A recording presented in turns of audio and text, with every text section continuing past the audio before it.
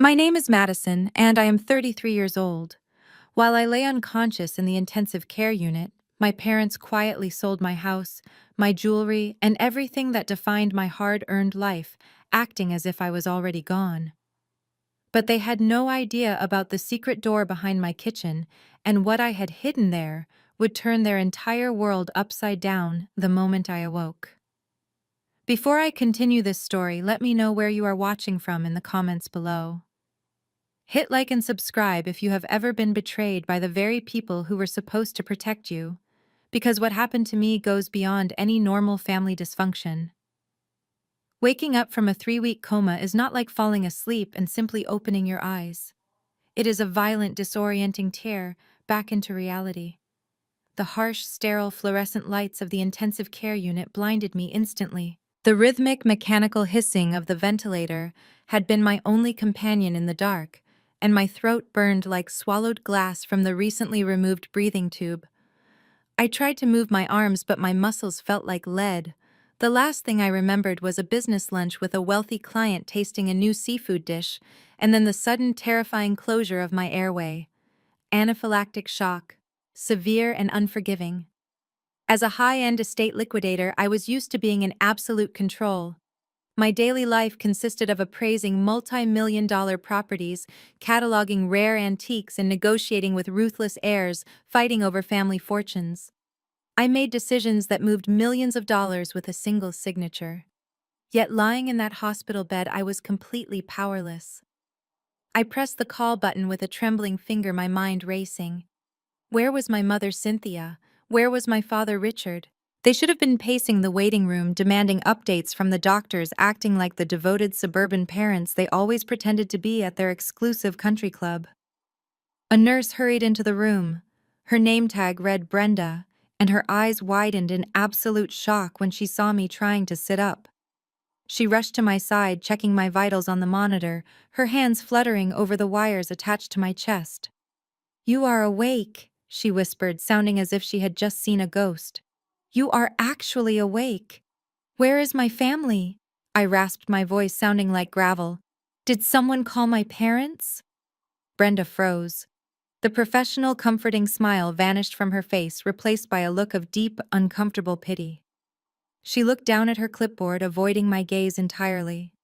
It was the same look I had seen on the faces of distant relatives when they realized they were cut out of a wealthy Uncle Will. It was the look of someone holding a terrible, ugly truth. "Where are they, Brenda?" I demanded, forcing myself up onto my elbows despite the agonizing pain in my chest. She hesitated, biting her lip before slowly reaching into a folder at the end of my bed. "I think you need to see this," she said quietly. She handed me a thick stack of legal papers bearing the hospital official letterhead. I squinted at the text, my vision still slightly blurry from the heavy medications. It was a medical directive form, a refusal of care document. "Your parents were here last week," Brenda explained, her voice trembling slightly. "They met with the hospital administration. They claimed that your medical bills were draining their resources and that you had no chance of a meaningful recovery.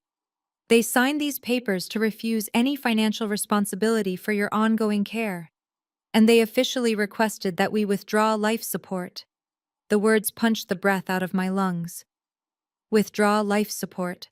Pull the plug. My own parents. I stared at their familiar signatures at the bottom of the page. Cynthia, elegant looping cursive.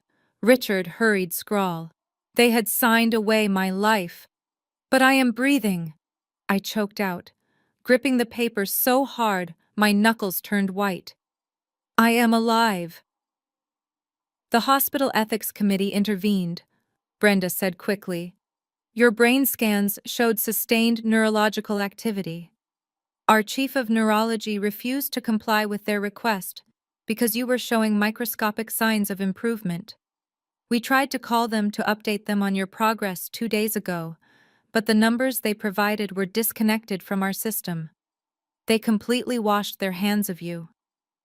A cold, sharp realization pierced through the fog of my medication. My parents were vain, selfish people. My mother was drowning in credit card debt to keep up appearances with her wealthy friends, and my father was too weak to ever stop her. They always favored my younger sister Savannah, treating her like royalty while viewing my independence as a threat. But to actively try to end my life, that meant something else entirely. That meant they had a massive financial incentive. "I need a phone," I said, my voice suddenly deadly calm. The shock was instantly replaced by the ruthless analytical mindset that made me the best in my industry. "Give me your phone, right now." Brenda looked startled but pulled her smartphone from her scrubs and handed it to me. I did not hesitate. I opened the web browser and typed in the web address for my primary bank. My fingers were bruised and uncoordinated, missing the keys twice before I finally managed to enter my secure login credentials. I was a woman who checked her portfolios every single morning before coffee. I knew exactly what my net worth was down to the last cent. I had emergency funds, business accounts, and personal savings that I had built with my own blood, sweat, and tears. The banking dashboard loaded. I stared at the screen, my heart hammering violently against my ribs, triggering an alarm on the heart monitor next to my bed. Available balance: $0. I frantically clicked on my business checking account. $0. My high-yield savings account. $0. Even my emergency medical fund had been completely drained. Every single account had been systematically wiped clean. They had used a fraudulent power of attorney. They had taken everything. A sick, nauseating dread washed over me as another thought struck. If they had access to my liquid assets, they had access to everything else. I opened a new tab and navigated to Zillow, the real estate application. My hands shook violently as I typed in the address of my beautifully restored $1.2 million historic home. The home I had spent 3 years meticulously renovating from top to bottom. The page loaded and the bright red text across the top of the listing felt like a physical blow to the face. Sold. Closed 4 days ago. I dropped the phone onto the hospital blanket. While I was fighting for every breath in a medically induced coma, my family had not just abandoned me to die. They had stripped my carcass bare. They had stolen my life savings and sold my sanctuary to the highest bidder, tossing me away like a piece of worthless trash. But as the initial wave of devastation passed, a dark, dangerous smile slowly crept across my face. They thought they had taken everything. They thought I was just a sad, lonely woman who hoarded old furniture. They had absolutely no idea that the house they just sold under fraudulent terms did not even belong to me personally, and they had no clue about the titanium-reinforced vault hidden behind my kitchen wall. I gripped the borrowed phone so tightly the plastic casing creaked. I did not waste time crying. Tears were a luxury for people who still had hope, and I had none left for these people. I dialed my mother number from memory. It rang twice before she picked up. Loud chatter and the distinct high-pitched clinking of crystal champagne glasses flooded through the speaker. She was at the country club. While I was lying in a hospital gown, smelling of antiseptic, my mother was day drinking with her socialite friends. "Hello," Cynthia answered, her voice bright and bubbly. "Mom," I said. "It is Madison." The background noise seemed to halt entirely on her end. A sharp intake of breath hissed through the receiver. "Maddie." She sounded irritated, not relieved. "You are awake. The doctors told us you were practically gone. They said your organs were shutting down. Is that why you emptied my bank accounts?" I demanded, my voice echoing in the quiet hospital room. "Is that why my house is listed as sold on Zillow?" Cynthia did not miss a beat. Her tone shifted instantly from surprise to incredibly defensive, dropping the country club sweetness for her usual condescending bark. "Keep your voice down," she snapped. "Do not be so dramatic, Madison. We had to make executive decisions. You were on life support and the hospital bills were piling up. You signed a refusal of care document." I shot back, my anger turning into razor-sharp focus. "You tried to pull the plug to secure your theft. You forged a medical power of attorney to bypass the probate court. It was not forged." Cynthia scoffed defensively. "We are your parents. We had the right to step in when you were incapacitated, and frankly, you should be thanking us. We saved this family from absolute ruin." Andre made some bad investments. My brother-in-law, Andre, the arrogant finance bro who constantly mocked my estate liquidator business while bragging about his crypto portfolio. He had married my younger sister Savannah 3 years ago, and my parents worshipped the ground he walked on. Andre got hit with a massive margin call. Cynthia continued, her voice laced with righteous indignation, as if I was the one inconveniencing them. He was going to lose everything, Madison. Everything. His firm would have fired him for his personal debt exposure. Savannah was hysterical. You know how fragile your sister is. She needs funding for her IVF treatments. She deserves to be a mother. She deserves a beautiful life without financial stress. And what about my life? I asked, my voice dropping to a dangerous whisper. Cynthia sighed heavily, a sound of pure exasperation. Let us be realistic, Maddie. You are 33 years old and single. You spend your days digging through dead people's belongings. You do not have a husband. You do not have children. You did not need a $1.2 million house just for yourself. Savannah is building a real family. Andre is a financial genius who just hit a temporary rough patch in the market. We took your assets to cover his margin call and save their future. Consider it your sacrifice for the family. We all have to do our part. I listened to the woman who gave birth to me justify stripping my entire existence to fund my sister's designer lifestyle and her husband's reckless gambling. They had literally sold the roof over my head to pay off crypto debts. They viewed my hard-earned assets as a backup fund for their golden child. You sold my house, I repeated, letting the words hang in the air. We got a cash buyer, Cynthia said proudly, completely oblivious to the lethal silence on my end. A house flipper who wanted the lot fast. We gave him a great deal to close in 4 days. The money is already transferred. Andre used it to secure his accounts, and Savannah just booked her first fertility clinic appointment. So please do not ruin this by throwing a tantrum. You can stay in our guest room when they discharge you. We will help you find a nice little apartment somewhere affordable. Now I have to go. The club is serving lunch and Savannah is waiting for me. We are celebrating our fresh start. Cynthia hung up. I slowly lowered the phone. The screen faded to black. The sheer audacity. The absolute monstrous entitlement. They were celebrating my supposed death with champagne bought using my money. They thought they had outsmarted me. They thought because I was the unmarried sister without a flashy finance job, I was an easy target.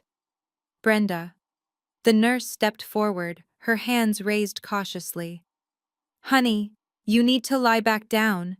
Your heart rate is spiking. I ignored her. I threw off the thin hospital blanket. The cool air hit my bare legs, but I did not feel the chill. A sudden surge of adrenaline flooded my veins, masking the pain in my chest.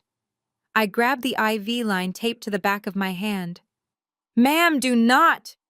Brenda warned, stepping closer. I ripped the needle out in one swift motion. A drop of blood splattered against the pristine white linoleum floor. I did not flinch. I tossed the plastic tubing onto the bed and swung my legs over the side. I need my clothes, I ordered. You cannot leave.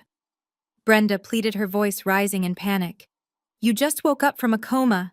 You are medically unstable. I am calling the doctor. Call whoever you want, I said, grabbing my personal belongings bag from the plastic bin in the corner.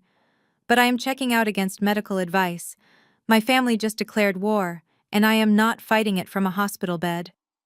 I pulled out my own cell phone, which had been powered off inside the bag.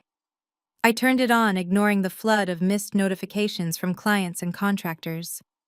I bypassed all of them and dialed the only number that mattered right now. Harrison. He was my former boss, a shark of a lawyer, and the only person in this city more ruthless than I was. He answered on the first ring. Madison, where the hell have you been? I have been trying to reach you for 3 weeks. I was in a coma, I stated flatly, wrestling myself into my jeans despite my shaking hands. My parents tried to pull the plug on me. Then they used a fake power of attorney to drain my bank accounts and sell my house to a cash buyer to pay off Andre crypto debts. Silence on the other end. Then a low, dangerous chuckle. Harrison was not horrified. He was intrigued. Those idiots actually sold your house. They think they did, I said, pulling my shirt over my head. I need you to come pick me up at the general hospital right now. Bring your laptop. I am on my way, Harrison said. Should I prepare a civil suit for stolen funds? No, I replied, walking out of the hospital room while Brenda shouted for security. Civil suits take too long. We are going straight for federal crimes. They thought they sold my personal property. They have no idea the house is legally owned by Apex Estate LLC, which I incorporated entirely offshore for privacy reasons. They just committed wire fraud and title theft across state lines. And the buyer, Harrison asked? Some amateur house flipper looking for a quick turnaround, I said, stepping into the elevator. He probably thinks he scored the deal of a lifetime. But he is about to get a very nasty surprise. They sold him the walls and the roof, but they missed the real prize. I looked down at my left wrist, rubbing the small, imperceptible bump under my skin. As an estate liquidator dealing with multi-million-dollar assets, I took my personal security very seriously. They do not know about the vault hidden behind the kitchen wall. I told Harrison, the elevator doors sliding shut. And they definitely do not know that the only key to open it is a biometric microchip implanted right under my skin. Let them drink their champagne today. By tomorrow, they will be begging for mercy. Harrison pulled his black SUV up to the hospital entrance. I practically fell into the passenger seat, still wearing my hospital scrub pants and a borrowed oversized hoodie. I looked like a walking corpse, pale, bruised, and completely unhinged, but my mind had never been sharper. Drive to the house. I commanded, my voice hoarse. Harrison slammed on the gas. He tried to hand me a cup of coffee, but I ignored it. I needed the anger to fuel me. When we pulled onto my quiet, tree-lined street, the devastation hit me instantly. A massive commercial dumpster sat on my manicured front lawn, crushing the hydrangeas I had planted last spring. The heavy thud of sledgehammers echoed through the open front door. Dust billowed out of the windows like smoke from a war zone. I did not wait for Harrison to park. I threw the car door open and marched straight up the driveway, ignoring the sharp pain radiating through my chest from the ripped-out IV. I stormed into the foyer. My beautiful custom oak floors were covered in industrial tarps and drywall debris. Two contractors were violently tearing down the floating staircase I had imported from Italy. "Stop!" I screamed, coughing as the thick dust coated my raw throat. I said, "Stop tearing apart my house." A man stepped out from what used to be my formal dining room. He wore a tight polo shirt, mirrored sunglasses resting on the back of his neck, and a smug grin that instantly made my blood boil. He looked like every arrogant amateur house flipper I dealt with in the estate liquidation business. The kind of guy who watched a few reality television shows and thought he was a real estate mogul ready to destroy historic architecture for a quick profit. "Whoa, easy there, crazy lady," he said, stepping into my path and holding up his hands. "You cannot be in here. This is an active construction site." "This is my property," I snarled, trying to push past him to get to the kitchen. "I need to get my personal belongings right now." He shoved me back hard. My weakened legs gave out, and I hit the dusty floor, scraping my palms against the exposed floorboards.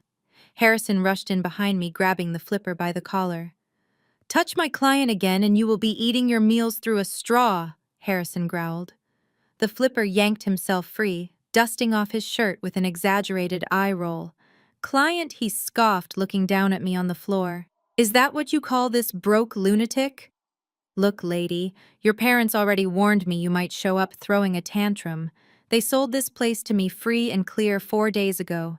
Cash deal, fast, close. So get out before I call the cops for trespassing." I slowly stood up, brushing the drywall dust off my borrowed hoodie.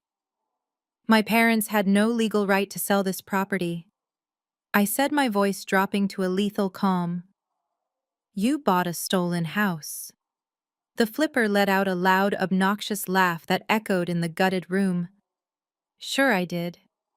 Listen, your mother told me all about you. You are bankrupt. You have no husband, no kids, and zero financial sense. She said you begged them to bail you out of your massive debt, so they sold this dump to cover your liabilities and save your sister IVF fund. Honestly, you should be thanking them. They gave me a steep discount just to get this toxic asset off their hands quickly. They said you were a complete failure who hoarded old junk. Old junk. My fists clenched so tight my fingernails cut into my palms. I was a high-end estate liquidator.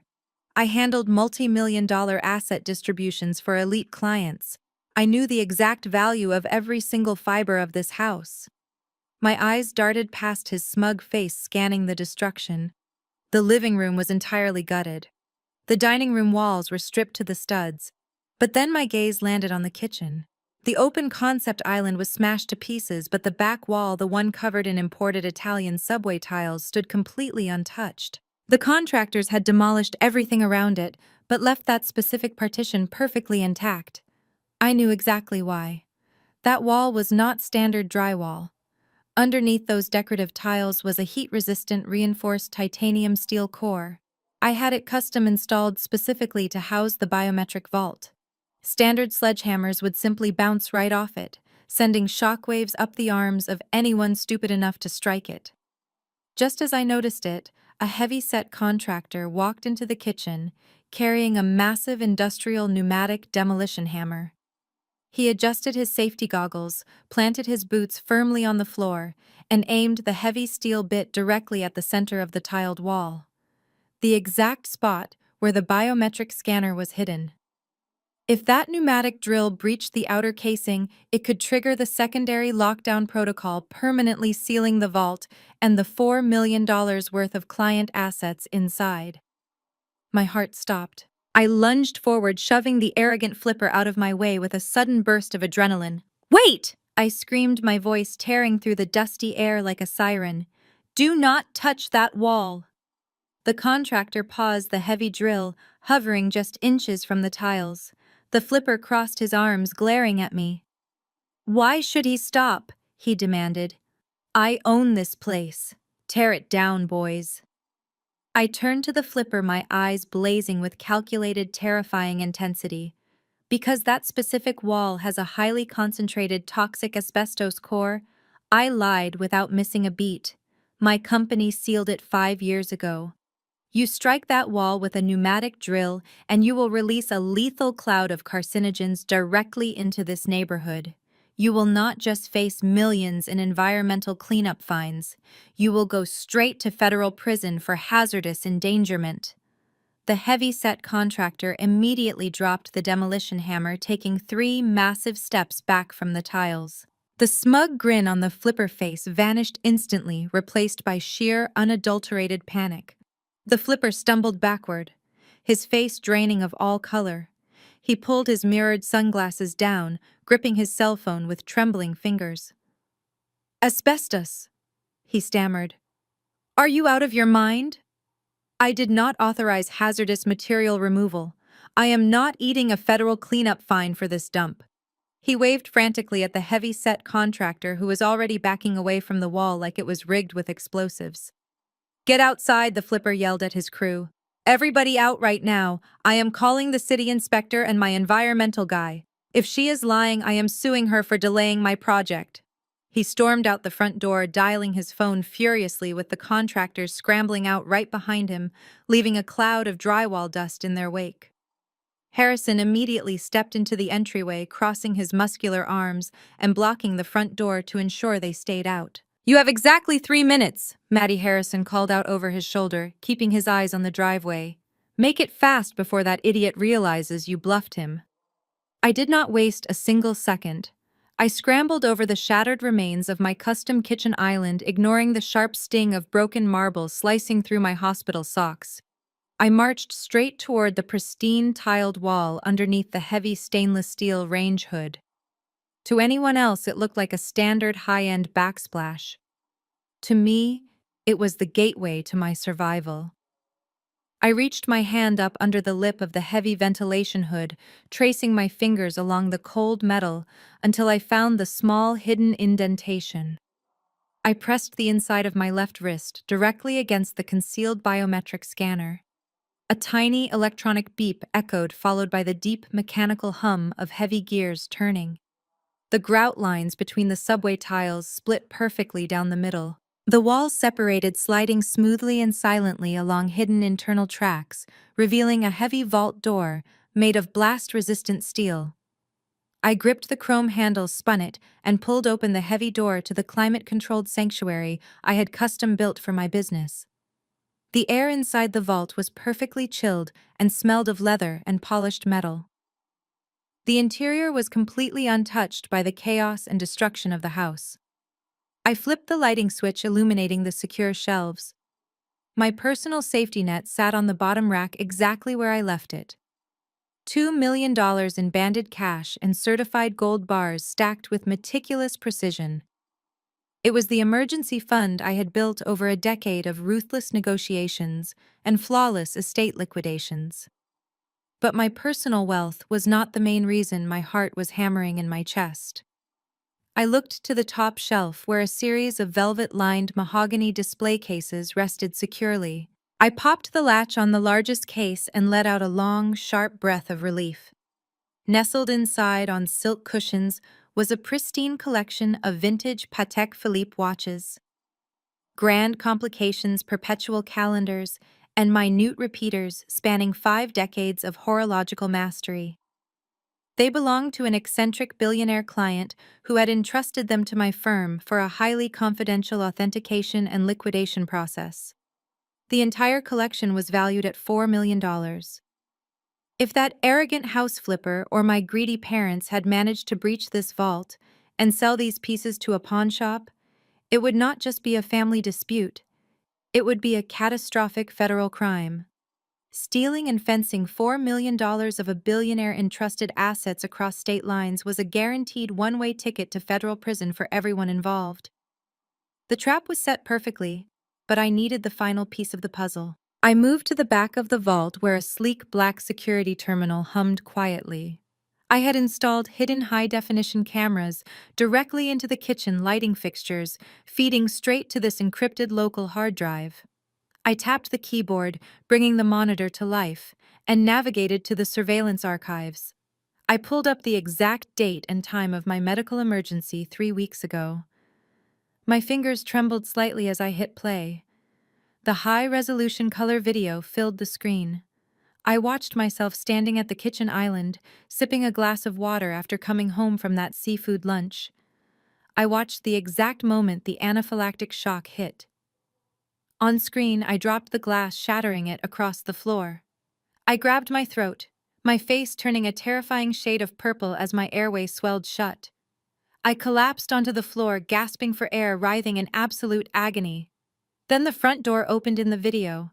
Cynthia and Richard walked in. I watched my own mother and father stop in the kitchen, looking down at their eldest daughter suffocating on the floor.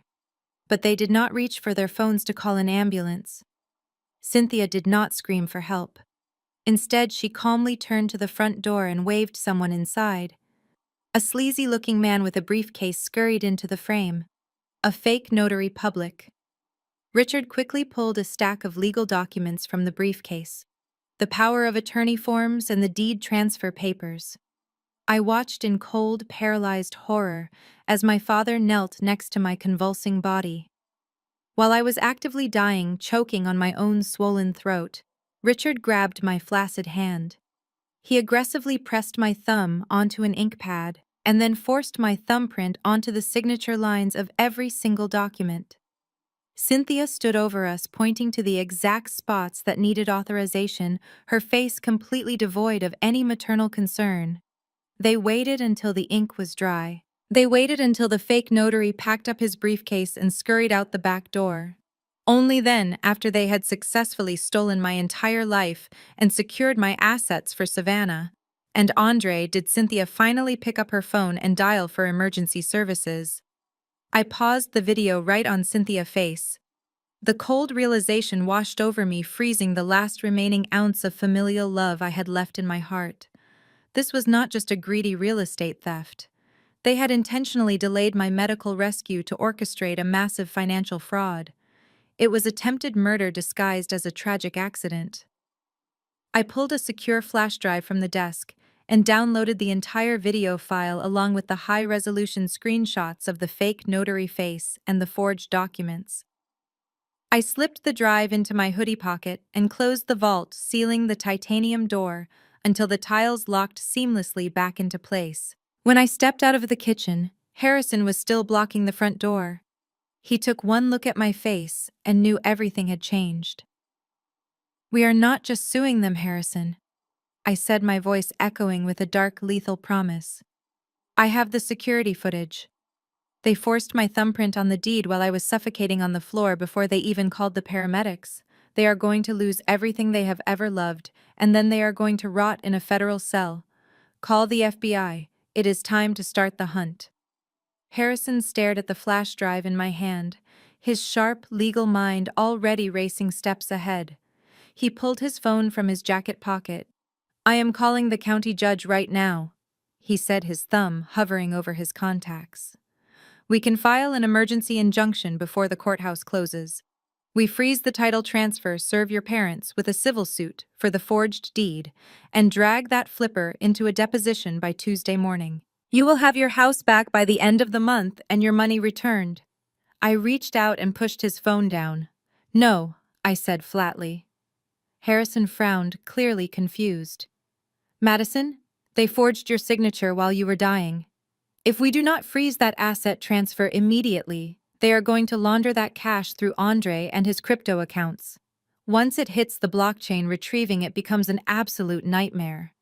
"I do not want the money back right now," I replied, my voice devoid of any warmth.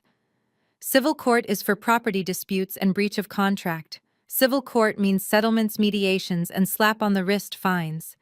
If I sue them civilly, my mother will just cry in front of a judge, claim she was a desperate parent trying to pay medical bills, and my father will play the confused old man. They might get probation. Savannah will play the victim. Andre will declare bankruptcy and walk away scot-free. That is not enough. I want them utterly destroyed." I stepped closer to him, letting the absolute zero temperature of my anger radiate. "You are thinking like a local attorney, Harrison. You need to think like an estate liquidator. When I assess an asset, I look at the maximum possible yield. Right now, my family has handed me the highest yield of criminal charges imaginable. We are elevating this directly to the federal level." Harrison narrowed his eyes, catching on to my shift in strategy. "Explain." "They did not just sell a residential property," I told him, pacing the dusty floor of my ruined kitchen. "First, they sold a property owned by an incorporated entity, Apex Estate, LLC. They forged the signature of a corporate officer. That is corporate fraud. Second, the buyer wired $1.2 million across state lines to close the deal in 4 days. Because my parents used a forged power of attorney to authorize a fraudulent interstate bank wire, they committed federal wire fraud. Each count carries up to 20 years. I pointed to the pristine subway tile wall hiding the vault. But here is the real kill shot. Inside that vault sits a $4 million collection of vintage Patek Philippe watches belonging to a billionaire client based in New York. My firm was legally entrusted with those assets for cross-border liquidation.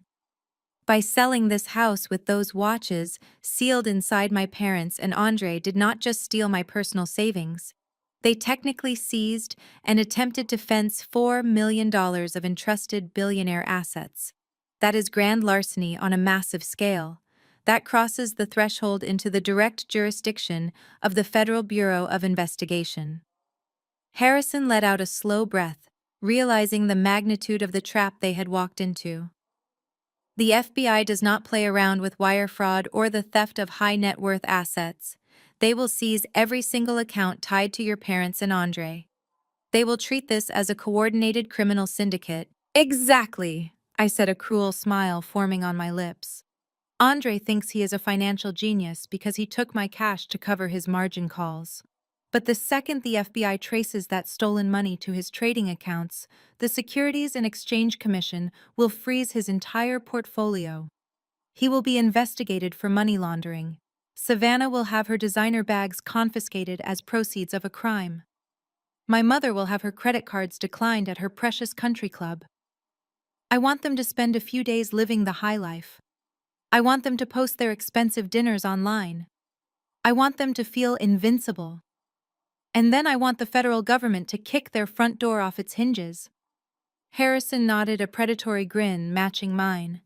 I will start drafting the dossier for the federal prosecutor immediately. We bypass the local police entirely. We hand the feds a fully wrapped package with a bow on top. But what about the house flipper? If he keeps drilling, he might actually breach the vault before the feds arrive. He will not breach it, I assured him. The titanium core requires industrial plasma cutters to penetrate. But we do need him to discover it. We need him to realize he bought a stolen house with a vault he cannot open. His panic will add another layer of criminal liability to my parents. The more he screams at them for his money back, the more chaotic their digital footprint will become. I walked back over to the hidden door. I tapped my wrist against the biometric scanner one more time. The heavy steel door slid shut, locking with a resounding metallic thud that shook the floorboards. The tiles aligned perfectly, hiding the seam.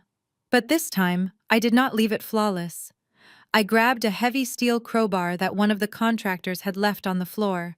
I swung it hard, smashing the edge of the marble countertop right next to the secret wall. The impact sent a jagged crack running up the side of the drywall, slightly exposing the gleaming edge of the titanium casing beneath the decorative subway tiles. It was a tiny flaw, but to a greedy house flipper looking to tear down walls for an open-concept layout, it would look like a structural anomaly. I blew the dust off my hands and tossed the crowbar aside. I left a breadcrumb, I told Harrison, my eyes cold and dead. That arrogant flipper is going to come back tomorrow with a city inspector to prove I was lying about the asbestos. When he realizes the air is clean, he will order his guys to resume demolition. They will hit that exposed titanium edge. They will realize there is a massive hidden safe inside the house they just bought. And being the greedy amateur he is, he will try to break into it, triggering my secondary silent alarm directly to the local police and the FBI field office. Harrison shook his head in absolute disbelief. You are terrifying, Madison. Remind me never to cross you. Let us get out of here, I said, pulling the hood of my oversized sweatshirt over my head. I have a federal trap to set, and my parents have a lot of stolen money to spend before the cage snaps shut. Harrison dropped me off at a roadside motel on the absolute outskirts of the city. He paid in cash for a room that smelled faintly of stale cigarettes and cheap industrial bleach. It was a jarring, aggressive transition from the pristine, imported Italian marble of my stolen house, but right now, this dingy space was my temporary war room. I sat on the edge of the sagging mattress, pulling my laptop from the leather bag Harrison had managed to salvage from his office for me. The wireless internet connection was practically non-existent, so I tethered the laptop to the burner phone he had purchased on the way here. My fingers danced across the keyboard. As I logged into a ghost social media account I kept specifically for conducting background checks on my high-net-worth clients. Today, however, my target was my own blood. I typed Savannah into the search bar. Of course she was broadcasting live. She always was. The screen loaded and my sister filled the display. She was practically glowing, her blonde hair freshly blown out into perfect waves, wearing a silk designer blouse that definitely cost more than my current motel room. She was squealing into the camera, surrounded by a sea of vibrant orange boxes on a large mahogany table. Guys, you will not believe what Andre just surprised me with. Savannah shrieked to her hundreds of followers, holding her hand over her mouth in an exaggerated display of shock. She carefully pulled a massive fabric dust bag from the largest box on the table. A genuine Hermes Birkin. Togo leather in gold with palladium hardware. It is my push present for our upcoming IVF journey. Before Savannah could even finish showing off the meticulous stitching to her audience, my mother Cynthia pushed her way into the frame.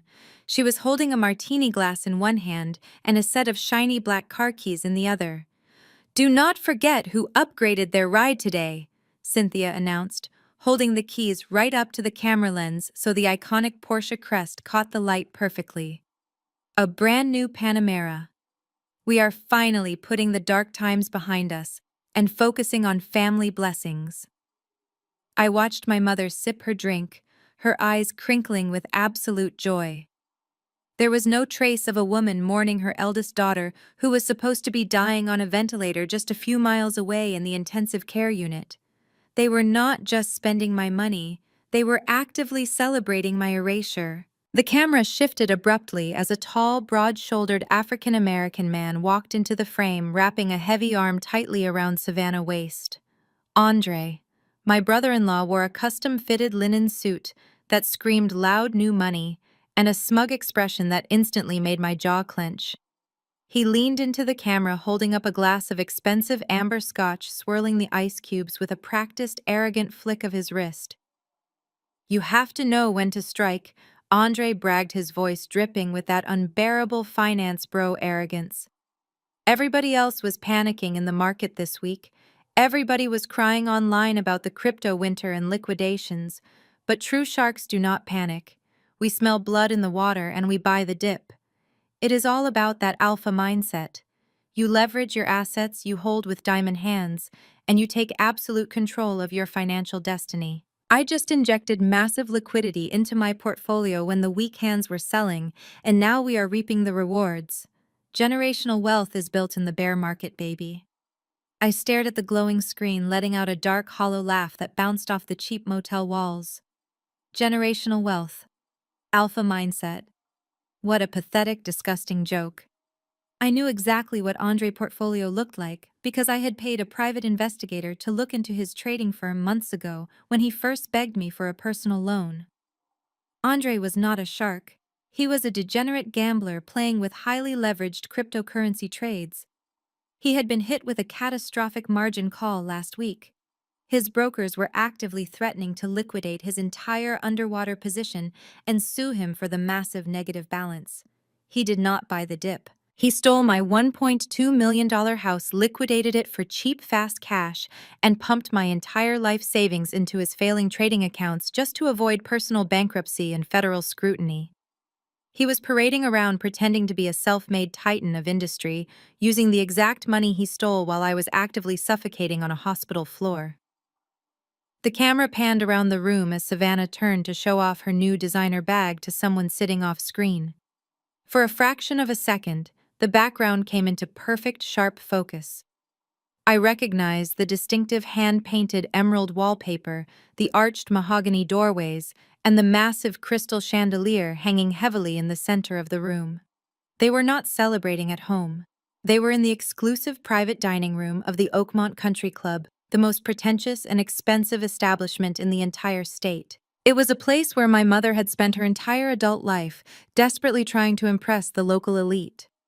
They were currently sitting there, surrounded by their wealthy friends and Andre business partners, spinning an elaborate fairy tale about his brilliant investments and their family's sudden influx of righteous cash. They were completely intoxicated by their own lies, feeling entirely untouchable and vastly superior. I looked down at my wrinkled hospital scrub pants and the oversized gray hoodie Harrison had given me. I looked like a vagrant. I looked exactly like the broken, bankrupt failure my mother had always told her country club friends I was. I slammed my laptop shut, the sound echoing sharply in the quiet room. Perfect. There is absolutely no better time to destroy a fraudulent facade than when the spotlight is shining its brightest. I grabbed the spare car keys Harrison had left on the nightstand. I was going to crash their little victory party, and I was going to do it right now while they were at the absolute peak of their delusion. I parked Harrison's spare vehicle directly in the VIP valet zone of the Oakmont Country Club, ignoring the shouting attendants in their crisp white uniforms. I stepped out of the car, and the stark contrast was almost comical. Here I was standing in front of the most exclusive establishment in the state, wearing wrinkled hospital scrub pants and a stained, oversized gray hoodie.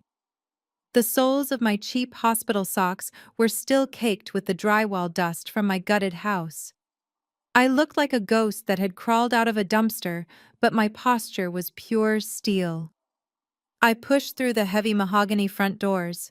The maitre d' stepped directly into my path, holding up a hand. "Ma'am, you cannot be in here." He started, his eyes sweeping over my disheveled appearance with utter disgust. There is a strict dress code. I did not even break my stride. I shoved past him, ignoring his frantic calls for security, and marched straight toward the main dining room. The sound of a live string quartet and the low hum of wealthy patrons discussing stock portfolios filled the air. I turned the corner, and there they were. My family had commandeered the largest table in the center of the room. Crystal chandeliers cast a warm golden glow over their lavish spread of expensive seafood towers and vintage champagne. Cynthia was holding court, laughing loudly at something a woman draped in diamonds had just said. Andre sat at the head of the table next to my father, his custom linen suit immaculate as he gestured expansively with a cigar. Savannah was busy posing for a photo with her brand new Hermes bag, carefully positioning the logo toward the camera lens. They looked flawless. They looked untouchable. I walked right up to the edge of their table. The heavy silence that rippled outward from my presence was instantaneous. The wealthy guests at the neighboring tables stopped eating. The string quartet seemed to falter on a note. Cynthia looked up and the champagne glass actually slipped from her fingers, hitting the pristine white tablecloth and shattering. The dark liquid soaked into the fabric like blood. "Maddie!" She gasped, her face turning the color of ash. Her eyes darted wildly around the room, taking in the stares of her precious country club friends. "What are you doing here? You are supposed to be in a hospital bed." Andre dropped his cigar, his smug finance bro facade cracking for a fraction of a second before morphing into deep hostility. Savannah scrambled backward, clutching her orange designer box, as if I was carrying a highly contagious disease. But it was Richard who reacted first. My father, always desperate to control the narrative and protect his fragile social standing, stood up abruptly. His chair scraped violently against the polished hardwood floor. His face was a mask of sheer panic mixed with absolute rage. He looked around at the murmuring crowd of investors and local elites, realizing his perfectly crafted illusion of the wealthy, successful patriarch was crumbling by the second. He reached a trembling hand inside the breast pocket of his tailored suit jacket. He pulled out a sleek leather money clip. With aggressive, jerky movements, he peeled off a crisp $500 bill. He did not hand it to me. He crumpled it slightly and threw it directly at my chest. The bill hit my oversized hoodie and fluttered to the floor, landing right next to my dust-covered hospital socks. "Take this money and go rent a cheap motel room," Richard hissed, his voice low but carrying a vicious venom that echoed in the deadly quiet dining room. "Do not embarrass this family any further. We have guests. We have important business partners here. You have no right to walk into this establishment looking like a homeless vagrant and ruin our celebration." I did not flinch. I did not look down at the money. I kept my eyes locked entirely on his sweating face. "You are just a single junk peddler." Richard continued, his tone dripping with absolute contempt, doubling down on his cruelty to justify his theft to the watching crowd. "You dig through dead people garbage for a living. You have no husband to provide for you. You have no legacy. You do not understand how real wealth works. Money in your hands just rots anyway. We put those assets to actual use. We secured a future for your sister. Now take that cash and get out of our sight before I have you arrested for harassment." The sheer audacity of his words hung in the air. The surrounding diners literally gasped. The entire room was boiling with silent shock at the utter humiliation playing out before them. A father throwing cash at his sickly-looking daughter, calling her a junk peddler in front of high society. Savannah recovered from her initial shock, emboldened by our father's cruelty. She let out a sharp, mocking laugh that cut through the tension. She crossed her arms, her new diamond bracelet catching the chandelier light. "You heard him," Maddie Savannah sneered, her voice dripping with venomous entitlement. "You are ruining my push-present celebration. You always have to make everything about you." She turned her head and snapped her fingers at the two large security guards who had just arrived at the entrance of the dining room. "Guards, remove this woman immediately. She is trespassing and harassing paying members." The two men in dark suits stepped forward, reaching for my arms. I did not fight them. I did not yell. I did not shed a single tear. And I absolutely did not look down at the $500 bill resting on the floor. I just stood there perfectly still. I locked eyes with Richard, then with Cynthia, and finally with Andre. I let the absolute zero temperature of my gaze pierce right through their fake designer clothes and their stolen champagne. I gave them a look so devoid of humanity, so completely dead and predatory, that Richard actually took an involuntary step backward, bumping into his chair. I did not need to say a single word. The silence was my weapon. I turned on my heel, the dust from my socks leaving a faint gray footprint right next to the crumpled bill, and walked out of the dining room with my head held high. They thought they had won. They thought they had humiliated me into submission. They had no idea I was just setting the stage. Let them enjoy their appetizers. The main course was coming and it was going to choke them. The cool evening air was a sharp contrast to the suffocating luxury of the dining room. I kept my pace steady and my spine perfectly straight. My bare feet inside the thin hospital socks felt every sharp pebble on the pristine asphalt of the parking lot, but I absolutely refused to show a single ounce of physical weakness. I was almost at Harrison parked SUV when the heavy, pungent scent of a Cuban cigar rolled over me. "Hold up, Maddie." The deep, arrogant voice echoed across the quiet lot. I stopped and turned slowly. Andre stepped out from the shadows of a massive landscaped oak tree. He took a long, slow drag from his cigar and blew the thick gray smoke deliberately into the space between us. He walked with that exaggerated, insufferable swagger of a man who believed he owned the entire world. He reached the SUV before I did and leaned his large frame against the driver's side door, completely blocking my entry. He looked me up and down, taking in my oversized hoodie and hospital pants. A cruel, condescending smirk played on his lips. "Do not hate me, Maddie," Andre said, his voice dripping with a toxic, patronizing superiority. "You are taking this whole thing way too personally. You need to detach your emotions and look at the bigger picture. It is just business." I stared at him. The absolute audacity of this man was almost clinical. He had stolen my entire life while I was suffocating on a hospital floor, and he was standing here in a custom linen suit calling it business. "You see, your problem is that you think small." Andre continued gesturing with his cigar, as if he was delivering a keynote speech at a financial seminar. "You hoard your little pennies. You sit in that boring house. You wipe dust off dead people' antique chairs, and you call that a career. But money in the hands of someone like you is just stagnant. It is a dead asset. It does nothing. I am a visionary, Maddie. I see liquidity where you see a living room." I remained completely silent, letting him dig his own grave with every word he spoke. My silence only seemed to embolden him. He took another drag of his cigar, clearly intoxicated by his own delusion.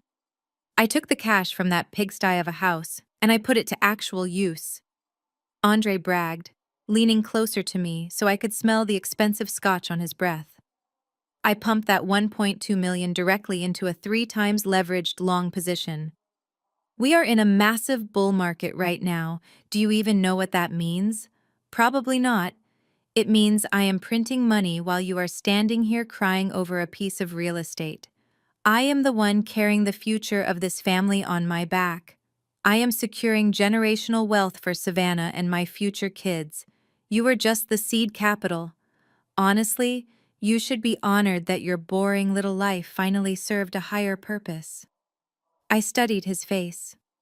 Behind the arrogant finance bro vocabulary and the expensive cigar, I could see the subtle, frantic twitch in his jaw. I could see the faint sheen of cold sweat gathering at his hairline despite the cool evening breeze. He was projecting. He was desperately trying to convince himself that he was a genius investor, because the terrifying truth was that he was nothing more than a degenerate gambler playing with stolen funds. He viewed the financial destruction of a woman as a highly strategic market move. He truly believed that stealing my hard-earned wealth to cover his catastrophic margin calls made him an alpha male provider. "Are you finished?" I asked, my voice entirely devoid of emotion. Andre frowned, clearly disappointed that I was not screaming or crying. He wanted a hysterical woman he could easily dismiss. Instead, He was facing a brick wall of absolute zero temperature. "Just accept reality, Maddie," he sneered, pushing himself off the car door and stepping aside. "Go find a cheap apartment. Go back to polishing your little teacups.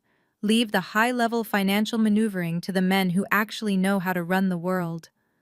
I looked at him one last time. I did not yell. I did not slap his smug face. I did not threaten him with lawsuits or police. I simply smiled. It was a terrifying razor-sharp curve of my lips that did not reach my eyes. "I hope your bull market lasts through the night, Andre," I said, my voice soft and lethal. His frown deepened, a flicker of genuine unease finally breaking through his arrogant facade. He opened his mouth to reply, but I had already turned my back on him. I pulled the heavy car door open, climbed into the passenger seat, and slammed it shut, locking it instantly. Through the tinted glass, I watched him stand in the parking lot for a moment, staring at the vehicle, before he finally shook his head, took another puff of his cigar, and turned to walk back toward the country club. I did not waste a single second. I reached into the leather bag on the floorboard and pulled out my laptop. I flipped the screen open, the bright white light illuminating the dark interior of the SUV. My fingers flew across the keyboard with punishing speed. I connected to the secure mobile hotspot and opened my encrypted email client. I created a new message. In the recipient line, I typed the direct email address for the local Federal Bureau of Investigation field office, specifically targeting the white-collar crime and financial fraud division. I did not write a long emotional plea. I kept it entirely professional and devastatingly precise. I attached the high-definition security video of Cynthia and Richard forcing my thumbprint onto the forged power of attorney documents while I was convulsing on the floor. I attached the clear screenshots of the fake notary public.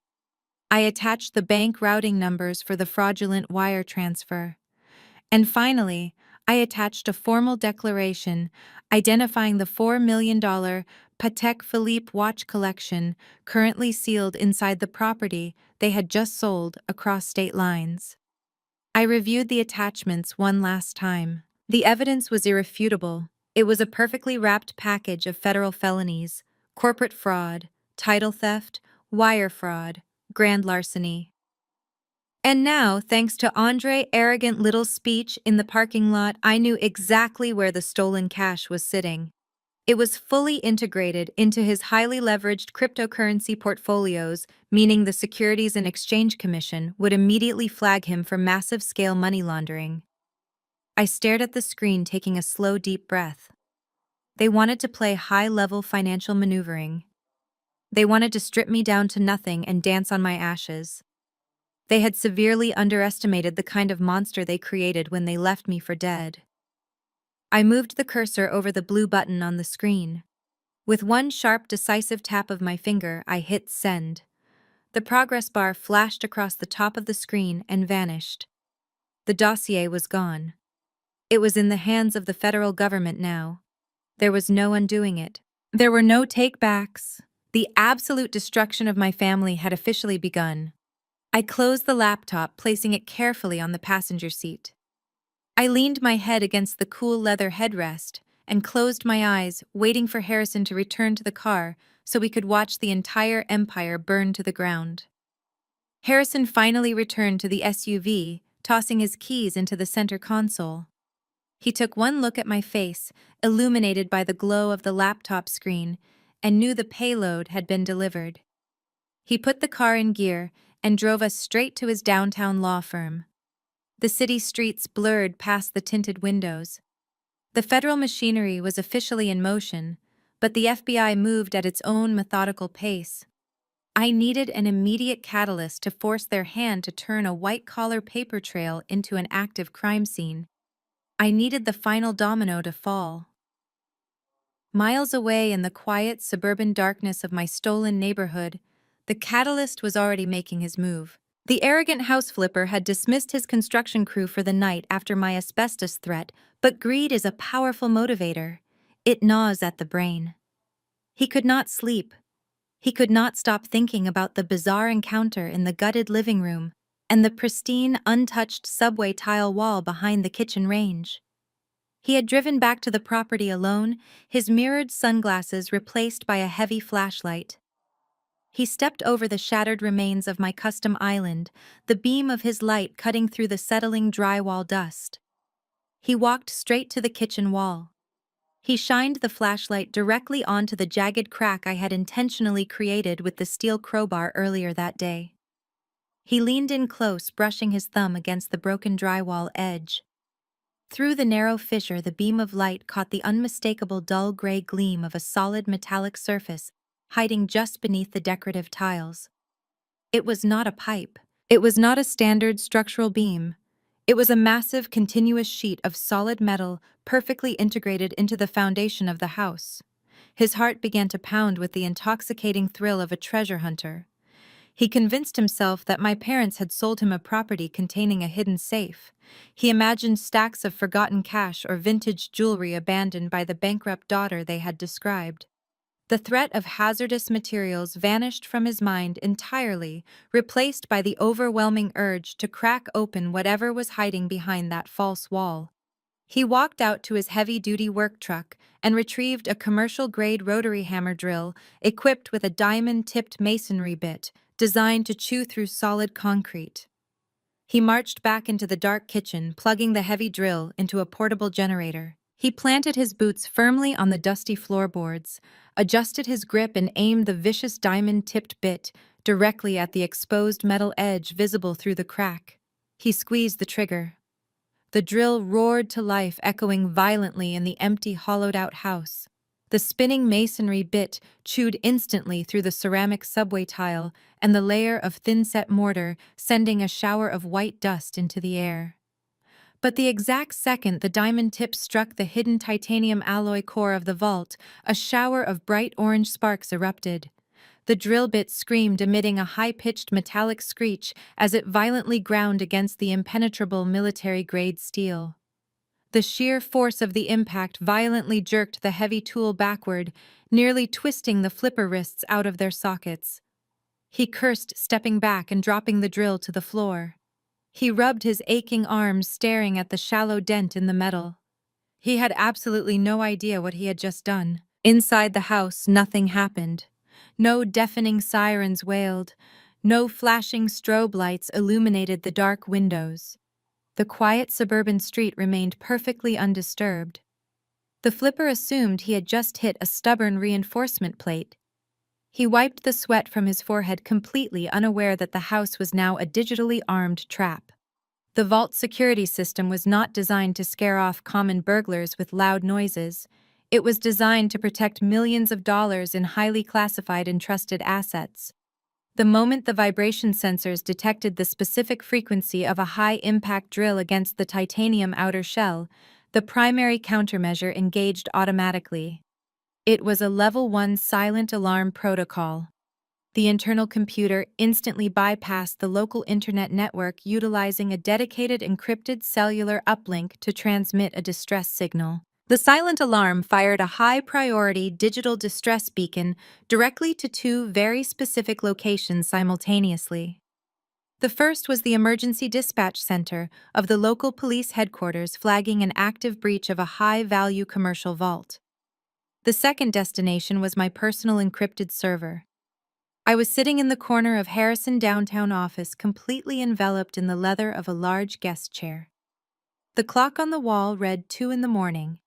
Harrison was at his massive mahogany desk, sorting through the civil injunction paperwork, preparing the secondary strike for the moment the federal agents made their move.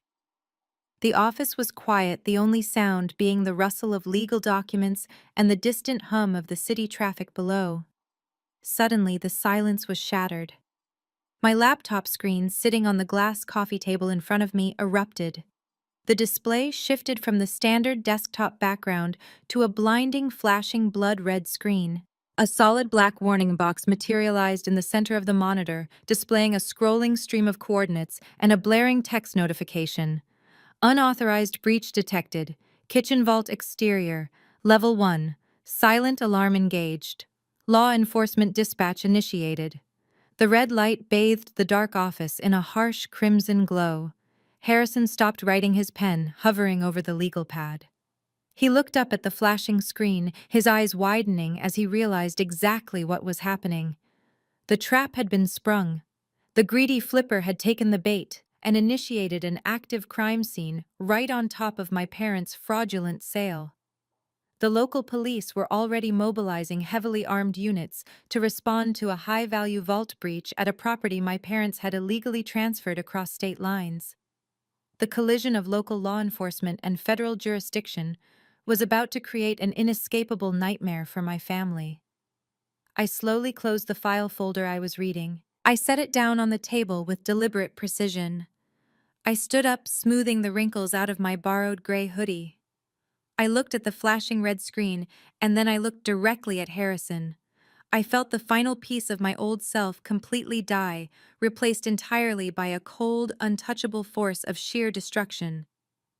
"Let us go hunting," I said, my voice dropping to a terrifying calm. "The game is over."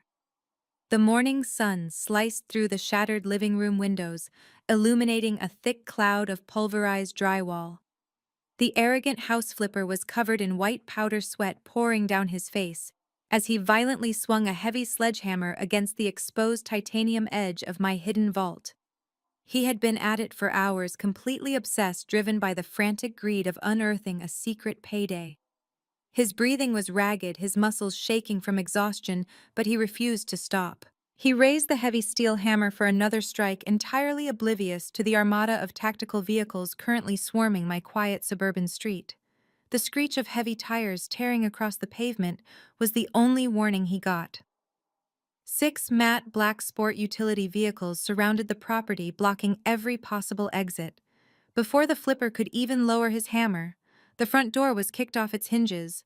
A dozen heavily armed federal agents in tactical gear flooded the foyer alongside local police officers.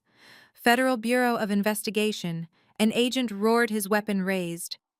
"Drop the hammer right now and put your hands behind your head." The flipper froze in absolute shock. The heavy sledgehammer slipped from his trembling hands and crashed onto the floorboards. He fell to his knees as 2 agents swiftly closed the distance, forcing him down and securing his wrists with heavy-duty zip ties. Harrison and I stepped out of our vehicle, parked safely behind the barricade of federal cruisers. The cool morning air felt incredibly crisp. I adjusted the hood of my gray sweatshirt and walked up the driveway with the measured, confident stride of a corporate executive inspecting an acquisition. I stepped over the splintered remains of my front door and walked straight into the kitchen. The flipper looked up from the floor, his mirrored sunglasses knocked askew, his face a mask of absolute terrified confusion. He saw me and his eyes widened. "What is going on here?" the flipper screamed, thrashing against the zip ties. "You cannot do this. I own this property. I bought it fair and square. I paid $1.2 million in cold hard cash to Richard and Cynthia. I have the deed. This crazy woman is trespassing." I did not even look at him. I walked past his kneeling form and inspected the shallow scratch marks on my titanium vault door. He had barely made a dent. I turned around, pulling a crisp, pristine stack of legal documents from the leather folder Harrison handed to me. "You did not buy a house?" I stated, my voice echoing coldly in the gutted room. "You bought a stolen federal crime scene." Harrison stepped forward, slamming a massive binder of corporate filings down onto a dust-covered sawhorse right in front of the kneeling man. The loud thud made the flipper flinch. "That transaction is completely void," Harrison declared with the lethal precision of a shark smelling blood in the water. "You did not purchase this property from Richard and Cynthia. You attempted to purchase an asset owned exclusively by Apex Estate, LLC, a corporate entity that requires the direct authorized signature of its chief executive officer to execute any transfer of title. You bypassed standard escrow procedures for a fast cash close and accepted a forged medical power of attorney. You just wired $1.2 million to an unauthorized third party to purchase a stolen corporate asset." The flipper face drained of the little color it had left. The arrogant swagger from yesterday evaporated entirely, replaced by the sickening realization of total financial ruin. "But the notary," the flipper stammered, his voice cracking. "The notary stamped it. They said she was on life support. They said the family was liquidating to cover debts. The notary was a fake Harrison cut in sharply. And what you failed to realize in your greedy rush to flip this property is that you also took unauthorized possession of a highly secure vault containing $4 million of entrusted billionaire assets. The Federal Bureau of Investigation is here because you are now a prime suspect in an interstate grand larceny and wire fraud syndicate. The reality of the situation crushed the flipper like a physical weight. $1.2 million in cash. Gone. His entire operating budget for the year vanished into thin air. And now he was facing federal prison time for receiving stolen property of astronomical value. The panic in his eyes rapidly morphed into a raw, unhinged, violent rage. He thrashed against the agents holding him down, his face turning purple with absolute fury. "My money," he roared, spit flying from his lips. "They stole my money. Those lying suburban snakes took my entire liquid capital."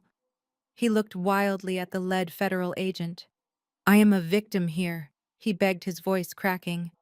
"Let me call him. Let me call Richard. I want my money back right now." The federal agent glanced at Harrison, who gave a curt nod.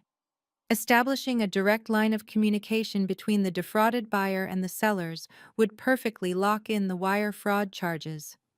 The agent pulled the flipper phone from his pocket, unlocked it with his Face ID, and hit speakerphone, dialing Richard's number.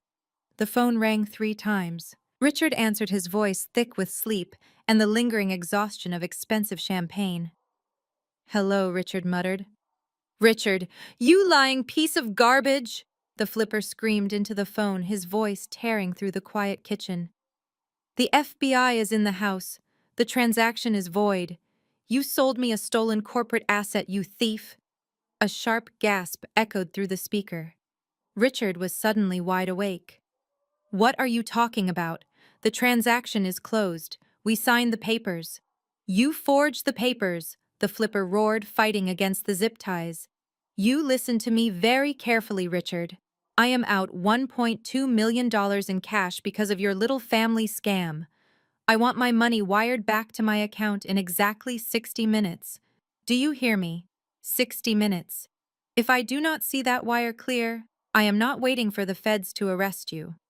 I have associates in this city, dangerous people who do not play by courtroom rules. I will send them to your fancy country club. I will send them to your house. They will butcher you and your wife and take it out of your hides. I want my money, Richard." The line went dead. Richard had hung up in sheer terror. The extortion threat was captured perfectly on the federal agent's body cameras. The flipper was hyperventilating, tears of rage streaming down his dust-covered face. I looked down at him, feeling absolutely nothing but clinical satisfaction. The first domino had successfully fallen. My father was now trapped between a federal indictment and a violent street-level debt collector. The money he had proudly stolen from his dying daughter was about to become the very thing that destroyed his life. I turned to Harrison, smoothing my gray hoodie. "The buyer has established the fraud," I said calmly. "Let us go check on my sister and her finance genius husband. I hear the crypto market is crashing today." The pristine air inside the Chanel boutique smelled of rich leather and exclusive perfumes. Cynthia stood at the VIP counter, completely intoxicated by her own delusion.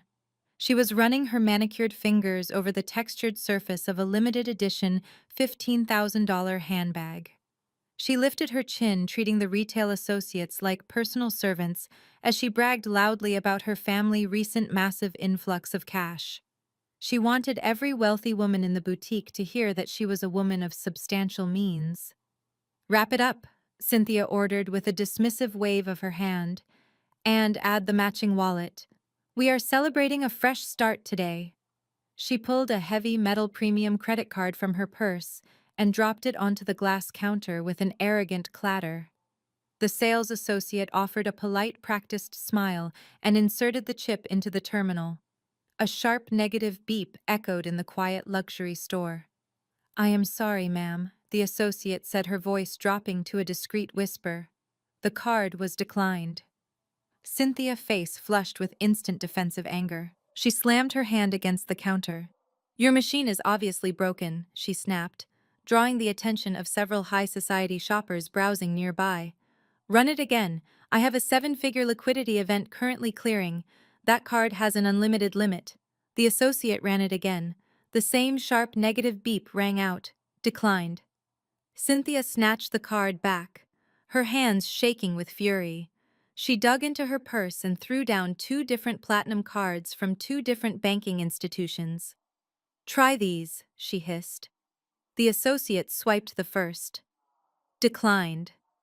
She swiped the second. Declined. The whispers from the other wealthy patrons began to ripple through the boutique. Cynthia snatched her phone from her designer bag, her face turning a violent shade of crimson. She dialed the direct line to her private wealth manager, ready to scream about the sheer incompetence of their banking systems. She expected apologies. She expected the manager to grovel. The call connected, but she did not hear her wealth manager voice. She was transferred directly to the Fraud Prevention and Compliance Department. Listen to me, Cynthia shouted right into the receiver, ignoring the staring crowd. I am trying to make a purchase, and my cards are malfunctioning. I want this fixed immediately, or I am moving my entire portfolio to a competitor. Ma'am, the voice on the other end responded with an absolute glacial detachment. We have not malfunctioned. Your accounts are no longer under our jurisdiction. As of 20 minutes ago, your entire financial portfolio, including all lines of credit checking accounts and investment profiles, has been completely frozen by a federal mandate. Frozen. Cynthia gasped, the air suddenly leaving her lungs. What do you mean, frozen? I just deposited $1.2 million in cash. That specific deposit is the exact reason for the freeze, the compliance officer stated flatly. We received a direct injunction from the Federal Bureau of Investigation. You are currently under active investigation for title fraud, grand larceny, and interstate wire fraud. The funds you deposited have been flagged as stolen corporate assets. You have absolutely zero access to any capital until the federal inquiry is resolved. The phone slipped from Cynthia's hand, clattering onto the marble floor of the boutique. The $15,000 handbag was gently pulled away by the sales associate. Cynthia stood entirely frozen, the terrifying reality crushing her arrogant facade into dust right in front of the local elite. Exactly 12 miles away, at the prestigious Oakmont Country Club, Richard was standing on the 18th green. He was lining up a putt holding a custom golf club while loudly boasting to three prominent local investors about his recent real estate maneuvers. He was painting himself as a ruthless negotiator who just unloaded a toxic asset for pure cash. Before he could sink the putt, a golf cart sped across the manicured grass. The club manager jumped out, looking deeply uncomfortable. Richard was annoyed at the interruption. "Sir," the manager said, his voice tight, "you need to come to the front parking lot immediately. There is a situation with your vehicle." Richard scoffed, handing his putter to his caddy. "Relax, gentlemen," he told his wealthy friends with a confident smirk. "Probably just a valet scratched the paint. I will have them buy me a new one." He marched toward the main parking area, his chest puffed out. But the smirk died the absolute second he rounded the clubhouse. A heavy-duty commercial tow truck was idling loudly in the VIP parking zone. Two men in high-visibility vests were actively securing thick metal chains around the axles of his pristine brand-new Porsche Panamera. "Hey," Richard roared, sprinting across the pavement, his face turning purple with rage. "Get your filthy hands off my car! That is a completely paid-off luxury vehicle. I will sue your entire towing company into the ground." The tow truck driver did not even flinch. He finished tightening the winch and turned to Richard, pulling a bright yellow and red carbon copy document from his clipboard. "I do not care who you sue, buddy." The driver deadpanned, shoving the paperwork directly into Richard's chest. "I do not work for a bank. I was contracted directly by federal marshals." Richard snatched the paper, his eyes scanning the bold black text. It was an asset seizure notice. The document explicitly stated that the vehicle was purchased using funds traced to an active federal wire fraud investigation. The Porsche was no longer his. It was classified as the proceeds of a federal crime. His wealthy golf partners had walked up behind him to see the commotion. They stood in stunned, judgmental silence as the tow truck engine roared to life, hoisting the beautiful Porsche into the air and dragging it away. Richard stood in the middle of the country club parking lot, clutching his useless golf club, utterly humiliated and entirely exposed as a fraud. Across the city, in a high-rise glass-walled office, the final devastating domino was about to fall. Andre sat in his leather ergonomic chair, chewing on the end of a luxury cigar. His massive desk was dominated by 6 large computer monitors, displaying real-time cryptocurrency charts and trading algorithms. He felt like an absolute god of finance. The stolen $1.2 million had been seamlessly injected into his failing margin accounts, giving him the massive liquidity he needed to keep his highly leveraged positions alive. He was certain he had outsmarted the market and outsmarted me. He leaned forward to adjust a trade on his primary screen. Suddenly, all 6 monitors flickered violently.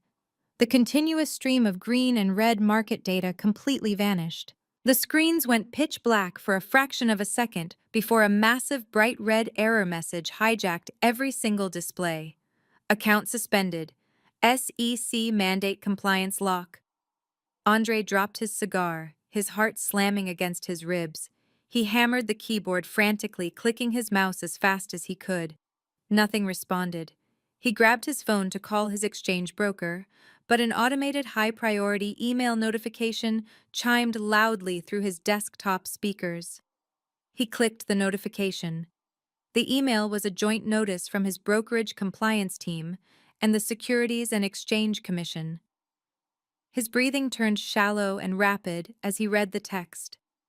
The recent massive capital injection into his trading account had been traced by federal authorities directly to an illicit wire fraud syndicate.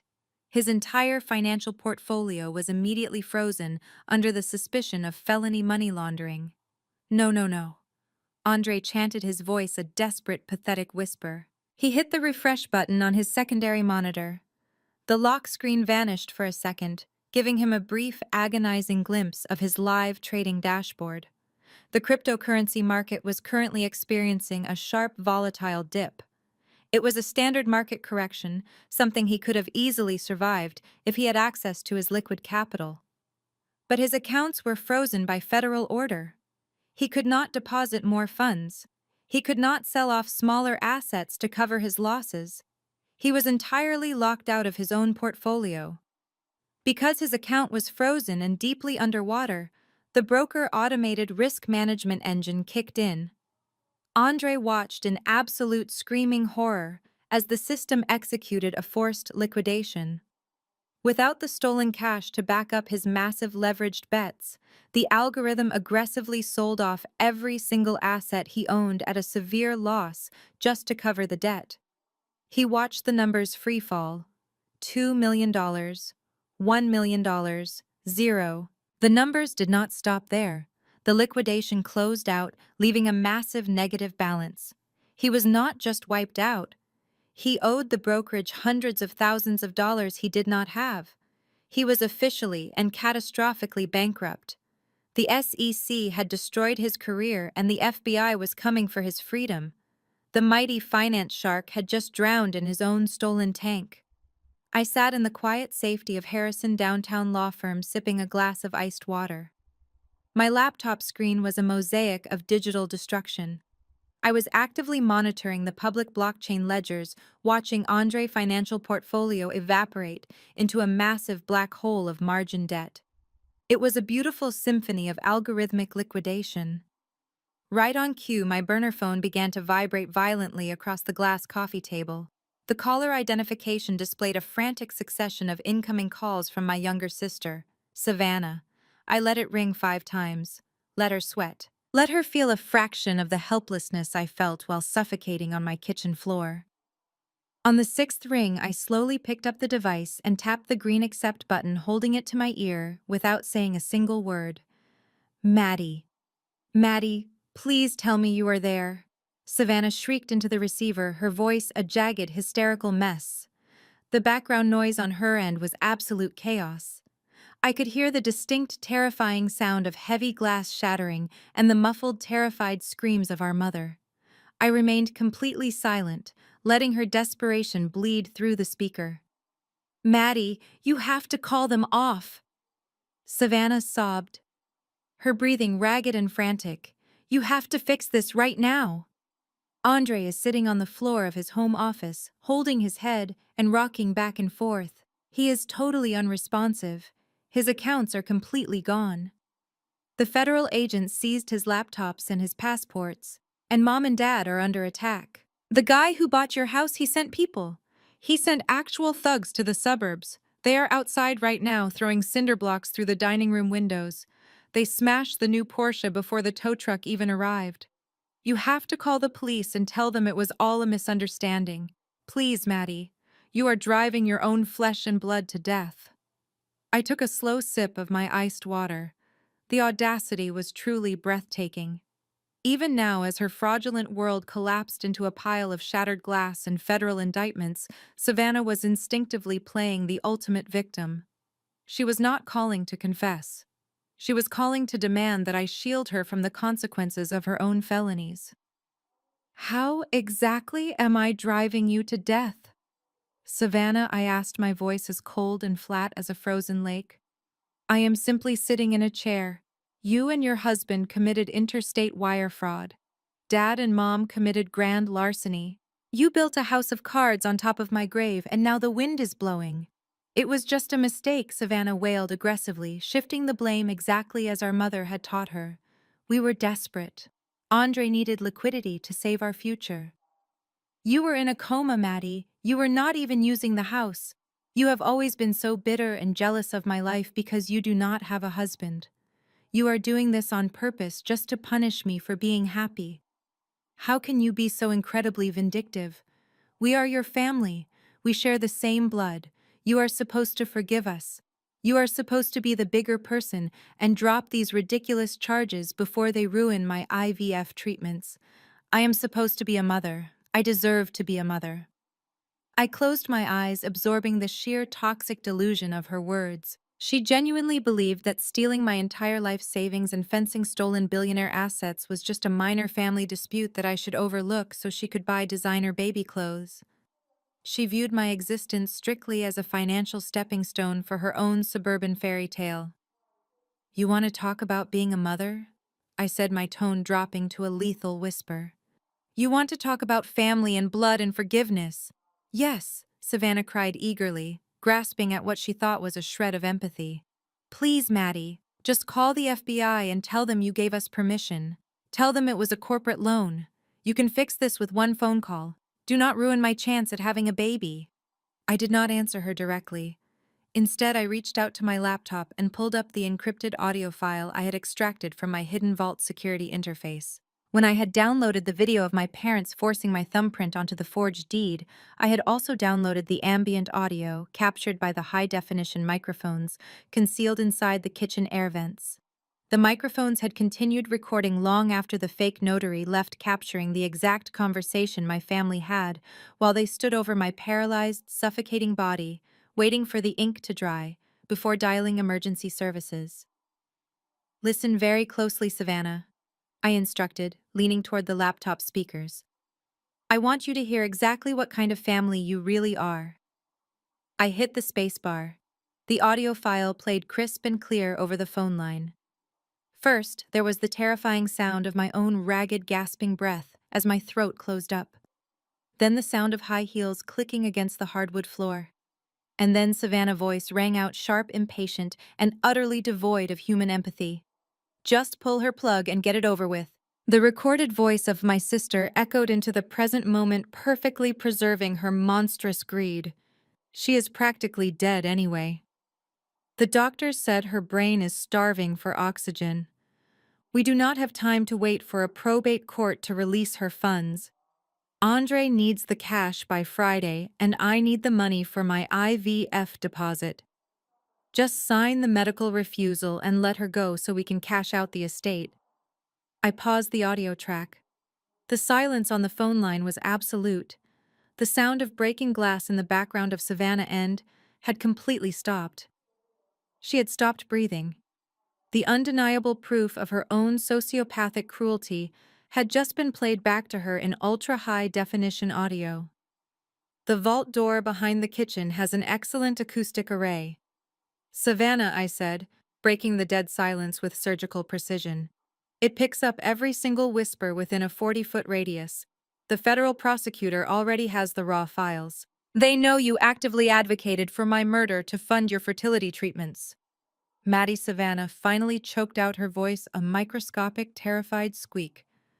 Maddie, please, that was not what I meant. I was panicked. I was not thinking straight. You were thinking perfectly straight, I corrected her. My voice hardened into unbreakable steel. You were thinking about Hermes bags and crypto margins while I was choking to death on my own floor. You wanted to play the ruthless financial shark.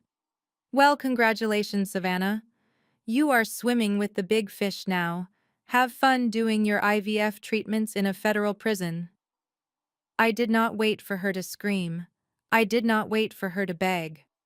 I pressed the red button on the screen, cutting the connection instantly. I tossed the burner phone into the trash can beside the desk. The golden child had finally met the executioner, and I did not feel a single ounce of pity. The sheer delusion of the suburban elite is a fascinating psychological phenomenon. For my parents, reality was not dictated by facts or federal indictments. Reality was dictated entirely by appearances. Despite the fact that their bank accounts were frozen by the Federal Bureau of Investigation, and despite the fact that violent debt collectors had hurled cinder blocks through their pristine dining room windows, Cynthia and Richard refused to cancel their annual Thanksgiving gala. In their twisted minds, canceling the party would be an admission of defeat. It would signal to the country club elites that the rumors circulating about their sudden financial collapse were true. So Cynthia simply hired a private contractor, paying him with whatever loose cash she had hidden away to board up the shattered glass. She draped heavy silk curtains over the plywood and proceeded to host 50 of the wealthiest individuals in the state, as if nothing was wrong. I knew exactly what they were doing because Harrison had a private investigator parked half a mile down their street, intercepting the catering vans and logging the license plates of the arriving guests. They were hosting a survival hustle disguised as a holiday feast. Andre was currently pacing the floors of their opulent living room, rehearsing his pitch. I could picture him perfectly adjusting his designer tie, sweating profusely through his expensive cologne. His plan was textbook financial manipulation. He was going to corner his most lucrative investors by the fireplace, handing them glasses of premium bourbon. He would flash his charismatic smile and confidently explain that his firm was in the middle of a massive off-market corporate acquisition. He would claim his assets were temporarily tied up in a bureaucratic escrow hold, and he just needed a quick bridge loan, $500,000 in untraceable cash to secure a monumental payout. Cynthia was undoubtedly instructing Savannah to play her part perfectly. I could hear my mother voice echoing in my head, telling Savannah to wear something elegant but understated to place a protective hand over her stomach, and casually mention the astronomical costs of her upcoming fertility treatments. They were going to weaponize sympathy. They intended to milk their wealthy friends for a massive emergency fund.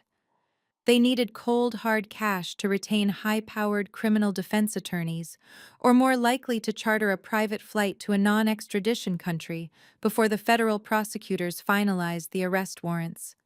They were treating Thanksgiving dinner like a desperate venture capital pitch. They thought they could simply charm their way out of a federal crime syndicate investigation with a roasted bird and expensive wine. I sat in Harrison's office listening to the live updates from the investigator. A slow, icy smile spread across my face. They are actually going through with it, I said, my voice a low, dangerous hum. They are serving roasted turkey while the federal government sharpens the guillotine. Harrison leaned back in his leather chair, crossing his arms. The guest list is an absolute who is who of regional wealth, Harrison noted, glancing at his tablet screen. Andre invited all his heavy-hitting crypto backers, and Richard invited his golf buddies from the club. They are going to attempt a massive fundraising grift right over the cranberry sauce.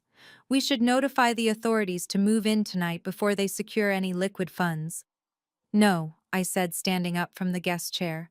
The authorities will have their turn soon enough. But if the police raid the house before Andre opens his mouth, those investors will just think my family got caught up in a tragic bureaucratic misunderstanding. I want those investors to hear Andre beg. I want them to realize he is a complete fraud right to his face. I am going to crash this little dinner party myself. I walked over to the garment bag I had brought with me. I unzipped it and pulled out my absolute armor. It was a bespoke charcoal gray suit cut with razor-sharp precision tailored perfectly to my frame. I slipped into the crisp white silk shirt and fastened the dark buttons. I slid my feet into a pair of black stiletto heels that sounded like gunshots on the hardwood floor. I tied my hair back into a severe tight bun, stripping away any remaining softness. I did not look like a grieving daughter recovering from a coma. I looked like an apex predator stepping directly onto the killing floor. Harrison stood up, adjusting his own tie. "I will drive," he offered, grabbing his keys. "We are not taking your car," I replied, checking the dial of my wristwatch. Right on cue, a heavy, authoritative knock echoed through the quiet law firm. Harrison's secretary opened the heavy double doors and immediately stepped aside, eyes wide with shock. A man walked into the room, commanding the space instantly. He was in his late 60s, wearing an immaculate navy blue suit that cost more than most people earned in a full year.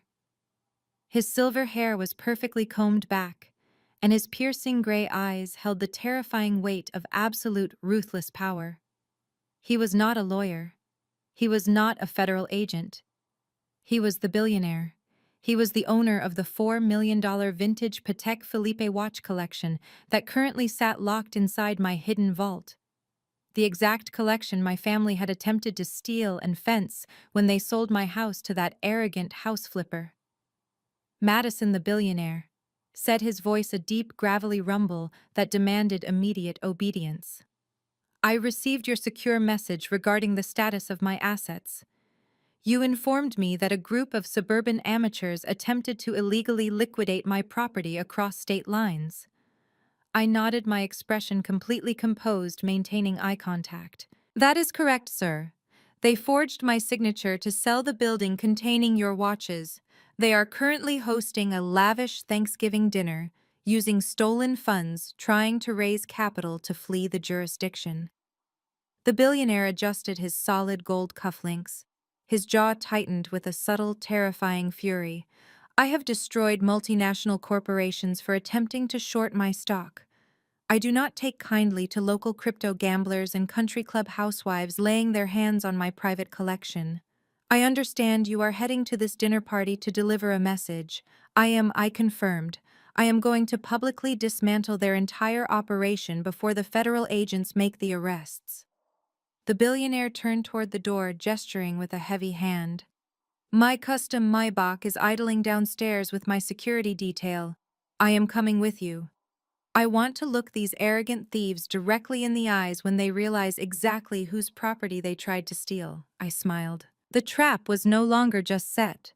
It was armed with a nuclear warhead. "Let us go carve the turkey," I said. The matte black Maybach glided to a silent halt at the end of my parents' sprawling circular driveway. Through the tinted windows, I surveyed the grotesque spectacle of their desperation. Expensive luxury vehicles lined the street. Warm, golden light spilled from the front windows, where heavy silk curtains barely concealed the plywood boarding up the shattered glass from the debt collectors. They were actively celebrating their own impending doom. The billionaire did not wait for his driver to open the door. He stepped out onto the pristine pavement, adjusting his suit jacket with a terrifying calm. Harrison and I flanked him. I took a deep breath, feeling the crisp autumn air fill my lungs. I was no longer the suffocating victim on a hospital floor. I was the architect of their destruction. We bypassed the valet stand entirely. I pushed open the heavy oak front doors of my childhood home. The sheer volume of the party washed over us. A string quartet played softly in the corner of the grand foyer, Waiters in crisp white shirts circulated with trays of champagne and caviar appetizers. The smell of roasted turkey and expensive truffles filled the air, masking the stench of their financial rot. In the center of the sunken living room, Andre was holding court.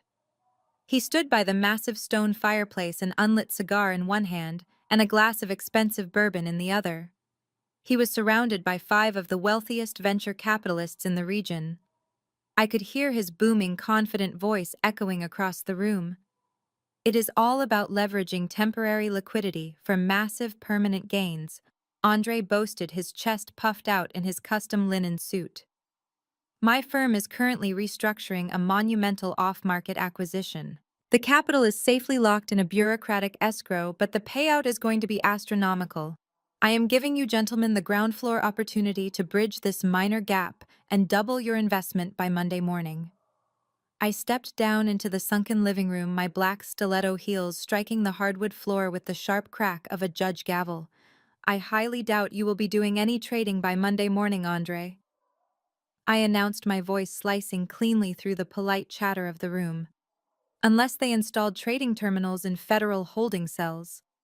The string quartet abruptly stopped playing. The low hum of conversation evaporated instantly. 50 pairs of wealthy, judgmental eyes turned to stare at me. Andre froze. The glass of bourbon in his hand tilted slightly, spilling a few amber drops onto the expensive Persian rug. His arrogant smile vanished, replaced by a sudden sickening paleness that washed over his face. Savannah, who had been standing nearby showing off her new Hermes bag, dropped her champagne flute. It shattered against the floorboards, mirroring the exact moment her fabricated reality broke. Cynthia pushed her way through the crowd of stunned investors. Her face was a mask of pure, unhinged panic mixed with furious indignation.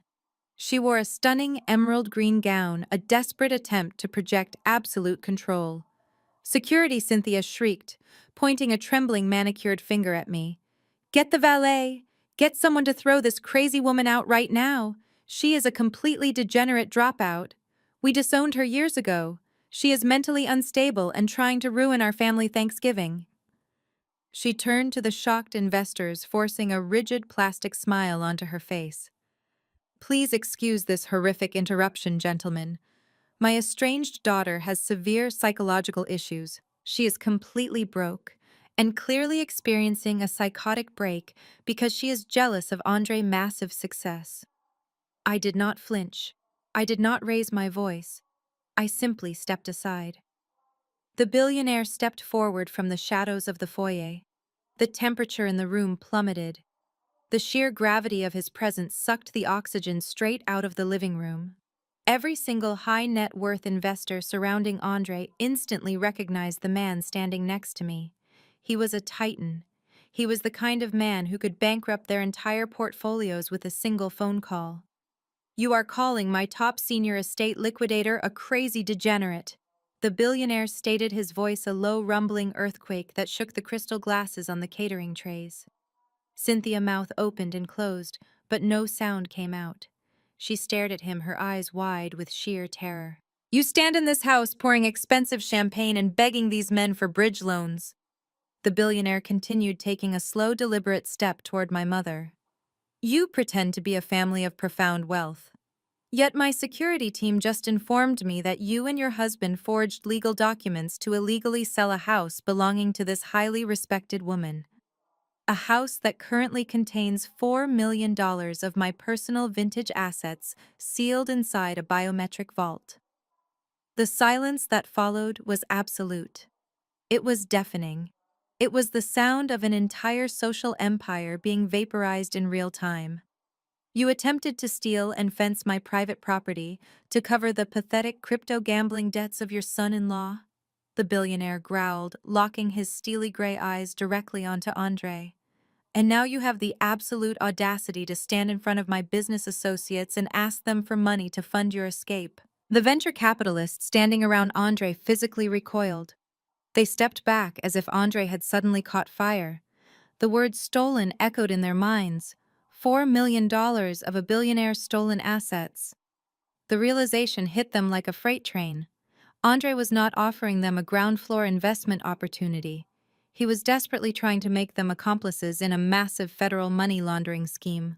One of the lead investors, an older man with silver hair, set his bourbon glass down on the mantel with a sharp, disgusted click. He glared at Andre with pure revulsion. "You tried to use our money to cover a federal grand larceny charge," the investor hissed, his voice dripping with absolute contempt. "You are not a shark, Andre. You are a desperate, pathetic thief. Do not ever contact my firm again." The investor turned on his heel and marched toward the front door. The other four venture capitalists immediately followed suit, grabbing their coats and abandoning their drinks. They did not just walk away. They fled. They wanted zero proximity to a man who had just stolen from a titan. Andre stood completely alone by the fireplace, his arms hanging uselessly at his sides. The charismatic finance bro facade had been entirely stripped away, leaving nothing but a terrified, broken man staring at the absolute ruins of his career. He had played his final card, and I had just set the entire deck on fire. The billionaire declaration hung in the air like thick, toxic smoke. Cynthia began to shriek, a high-pitched grating sound of absolute denial. She waved her arms frantically, screaming at the remaining guests that it was all a deep fake, that I was a malicious hacker trying to frame her perfect family. Richard joined in, bellowing for the valet to call the police to arrest me for trespassing. I completely ignored their pathetic noise. I walked straight past my screaming mother and my hyperventilating sister. I moved directly toward the massive, 85-inch flat-screen smart television mounted above the grand stone fireplace. I reached into the breast pocket of my tailored charcoal blazer and pulled out a sleek silver USB drive. The entire room watched in paralyzed fascination as I shoved the drive directly into the side port of the television. With a few quick taps on my synchronized smartphone, the giant screen flickered to life. I did not need to yell over my parents. I had the surround sound system to do the talking for me. The ultra-high-definition video feed filled the massive screen. It was the security footage from my hidden kitchen cameras. The guests gasped collectively as the scene unfolded. They saw me collapsing onto the hardwood floor, clutching my throat, my face turning a horrifying shade of purple as the anaphylactic shock took hold. They saw the sheer physical agony of my body shutting down. Then the audio kicked in, crystal clear and devastating. The guests heard the clicking of Cynthia high heels. They watched my own mother and father casually stand over my suffocating body. They watched the fake notary scurry into the frame. A collective shudder ripped through the country club elites. Several women covered their mouths in sheer horror. The video clearly showed Richard grabbing my limp arm. The high-resolution camera captured every single detail of him aggressively pressing my thumb onto an ink pad and then forcing my biometric signature onto the forged medical power of attorney and the property deed transfer documents. Richard's face drained of all blood. He lunged forward, desperate to stop the broadcast. "Turn that off," he roared, his voice cracking with sheer terror. He scrambled toward the fireplace, reaching frantically for the thick black power cord hidden behind the mounting bracket. He never made it. Harrison stepped perfectly into his path. My lawyer did not raise a fist. He simply planted his broad shoulders, squared his stance, and stared Richard down with the cold, calculating eyes of a legal executioner. "Touch that cord, Richard, and I will add tampering with federal evidence and obstruction of justice to your indictment," Harrison warned, his voice low, but carrying a terrifying weight. "Step back right now, or I will let the billionaire security team restrain you." Richard froze, his hands hovering in the air. He backed away, entirely defeated by the imposing presence of a man who actually understood the law. I tapped my phone screen again. The video feed minimized and was immediately replaced by a sprawling, complex financial diagram. It was a digital map of absolute ruin. The screen displayed heavily redacted but unmistakable bank statements. A bright red digital arrow traced the exact path of the $1.2 million from the fraudulent sale of my house. The diagram showed the money flowing from the naive house flipper directly into a shell account controlled by Cynthia and Richard. From there, another thick red line traced the entire sum being wire transferred offshore. The final destination flashed on the screen in bold, glaring letters: It was Andre's highly leveraged personal cryptocurrency margin account. I turned my back to the television and faced the remaining venture capitalists who had frozen near the foyer. They were staring at the screen, processing the undeniable proof of massive financial crimes. I locked eyes with the wealthiest investor in the room. "You gentlemen actually believed you were listening to a financial prodigy tonight?" I asked, my voice echoing with lethal clarity. "You thought you were investing in a brilliant market strategist who buys the dip and understands corporate acquisitions. You are absolutely wrong." I pointed a sharp finger directly at Andre, who was practically melting into the expensive Persian rug. "You are standing in front of a desperate, degenerate gambler," I announced to the entire room. "You are listening to a fraud who uses his sister-in-law stolen assets to cover his catastrophic margin calls. He did not generate any alpha. He did not secure a bridge loan. He took money acquired through attempted murder and forged deeds and pumped it directly into unregulated crypto funds just to keep his head above water for one more week. If you hand him a single dime of your firm capital, the Securities and Exchange Commission will seize your assets as accessories to federal money laundering." The reaction was instantaneous and entirely merciless. The elite investors did not just walk away this time. They pulled their mobile phones from their tailored suit pockets in perfect unison. The silver-haired lead investor dialed his chief operating officer right there in the middle of my parents' living room. "Terminate the Andre account," he barked into the phone, his eyes glaring holes into my brother-in-law. "Cancel the pending contracts. Flag his entire firm to our compliance board. We have zero association with this individual, effective immediately." The other investors mirrored his exact actions. Voices echoed across the foyer, giving rapid-fire orders to liquidate, cancel, and sever all ties. They were actively quarantining themselves from the toxic radioactive waste that Andre had become. Andre's knees finally gave out. He collapsed onto the edge of the plush designer's sofa, his head burying into his hands. He was hyperventilating, gasping for air as he listened to his entire professional existence being shredded into microscopic pieces. The prestigious career he had built on arrogance and stolen funds evaporated in less than 60 seconds. He was not just broke, he was blacklisted from every financial institution in the country. His career was officially crushed to dust, and the federal agents had not even walked through the door yet. The heavy silence that had paralyzed the grand living room was suddenly shattered by a harsh, rhythmic strobing light. Outside the massive bay windows, the darkness of the suburban night was violently torn apart by blinding flashes of crimson red and electric blue. The tactical emergency lights pierced right through the heavy silk curtains Cynthia had so desperately hung to hide the shattered glass. The flashing colors painted the panicked faces of the remaining high society guests in alternating shades of panic and dread. The heavy oak front doors did not just open, they were aggressively breached. The loud, explosive crack of the entryway being forced open echoed like a gunshot over the uneaten roasted turkey and the vintage champagne. A flood of federal agents wearing dark tactical gear and heavy ballistic vests poured into the opulent foyer. Their heavy combat boots trampled directly over the custom-imported rugs my mother loved so much. Local police officers flanked them, securing the perimeter and physically blocking every possible exit from the dining room to the terrace. Federal Bureau of Investigation. A commanding voice roared, cutting through the chaotic gasps of the wealthy onlookers. "Nobody move. Keep your hands where we can see them." The lead agent, a tall, broad-shouldered man with a severe expression, marched straight past the trembling catering staff and stepped down into the sunken living room. He did not look at the extravagant holiday decorations or the terrified country club elites. He locked his eyes directly on the three people standing at the center of the financial slaughterhouse I had just constructed.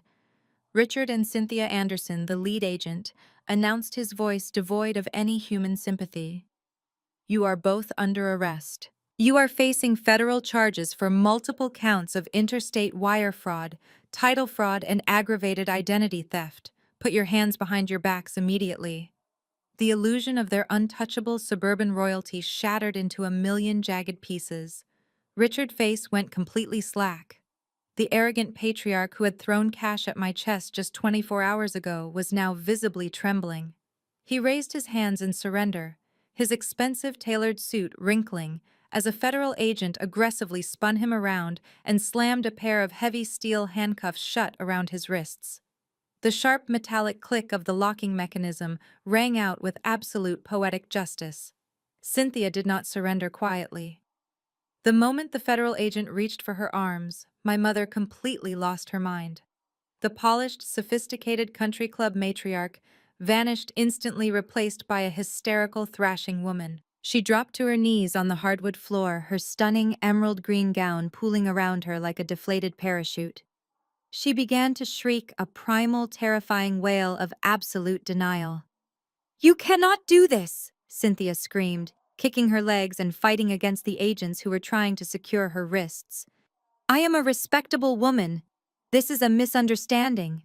My daughter is a liar. You are ruining my dress. You are ruining my Thanksgiving dinner. Do you know who I am?" The agents ignored her psychotic entitlement, hauling her roughly to her feet and securing the cuffs. Her manicured hands were pinned behind her back, her flawless blowout ruined as she continued to sob and thrash wildly. Another team of agents descended upon the plush designer sofa, where Andre was still sitting in a catatonic state of shock. He did not even try to run or argue. The absolute destruction of his crypto portfolio and his career had already hollowed him out. "Stand up!" Andre, the arresting agent, commanded, yanking the arrogant finance bro to his feet. "You are under federal arrest for felony money laundering and insider trading. You have the right to remain silent. I highly suggest you use it." Andre stared blankly at the floor as the cold steel cuffs bit into his wrists. The man who had bragged about generational wealth and alpha mindsets was now being dragged out of the house like a common street criminal stripped of his custom linen suit dignity. The room descended into a frantic, buzzing panic as the remaining guests scrambled to comply with the authorities, desperate to distance themselves from the radioactive fallout. In the center of this magnificent chaos, Savannah was standing completely alone. The golden child, the sister who had happily cheered for my death to fund her designer lifestyle, watched her husband and her parents being marched out the front door in chains. The reality of her total destruction finally hit her. She had no money. She had no husband. She had no wealthy parents to bail her out. Her entire parasitic existence had just been eradicated. Savannah let out a ragged, desperate sob. She looked around wildly before her tear-filled eyes locked onto me. She stumbled forward, her knees giving out as she collapsed directly at my feet. She threw her arms forward, physically, wrapping her hands around my black stiletto heels, groveling on the floor like a beggar. "Maddie."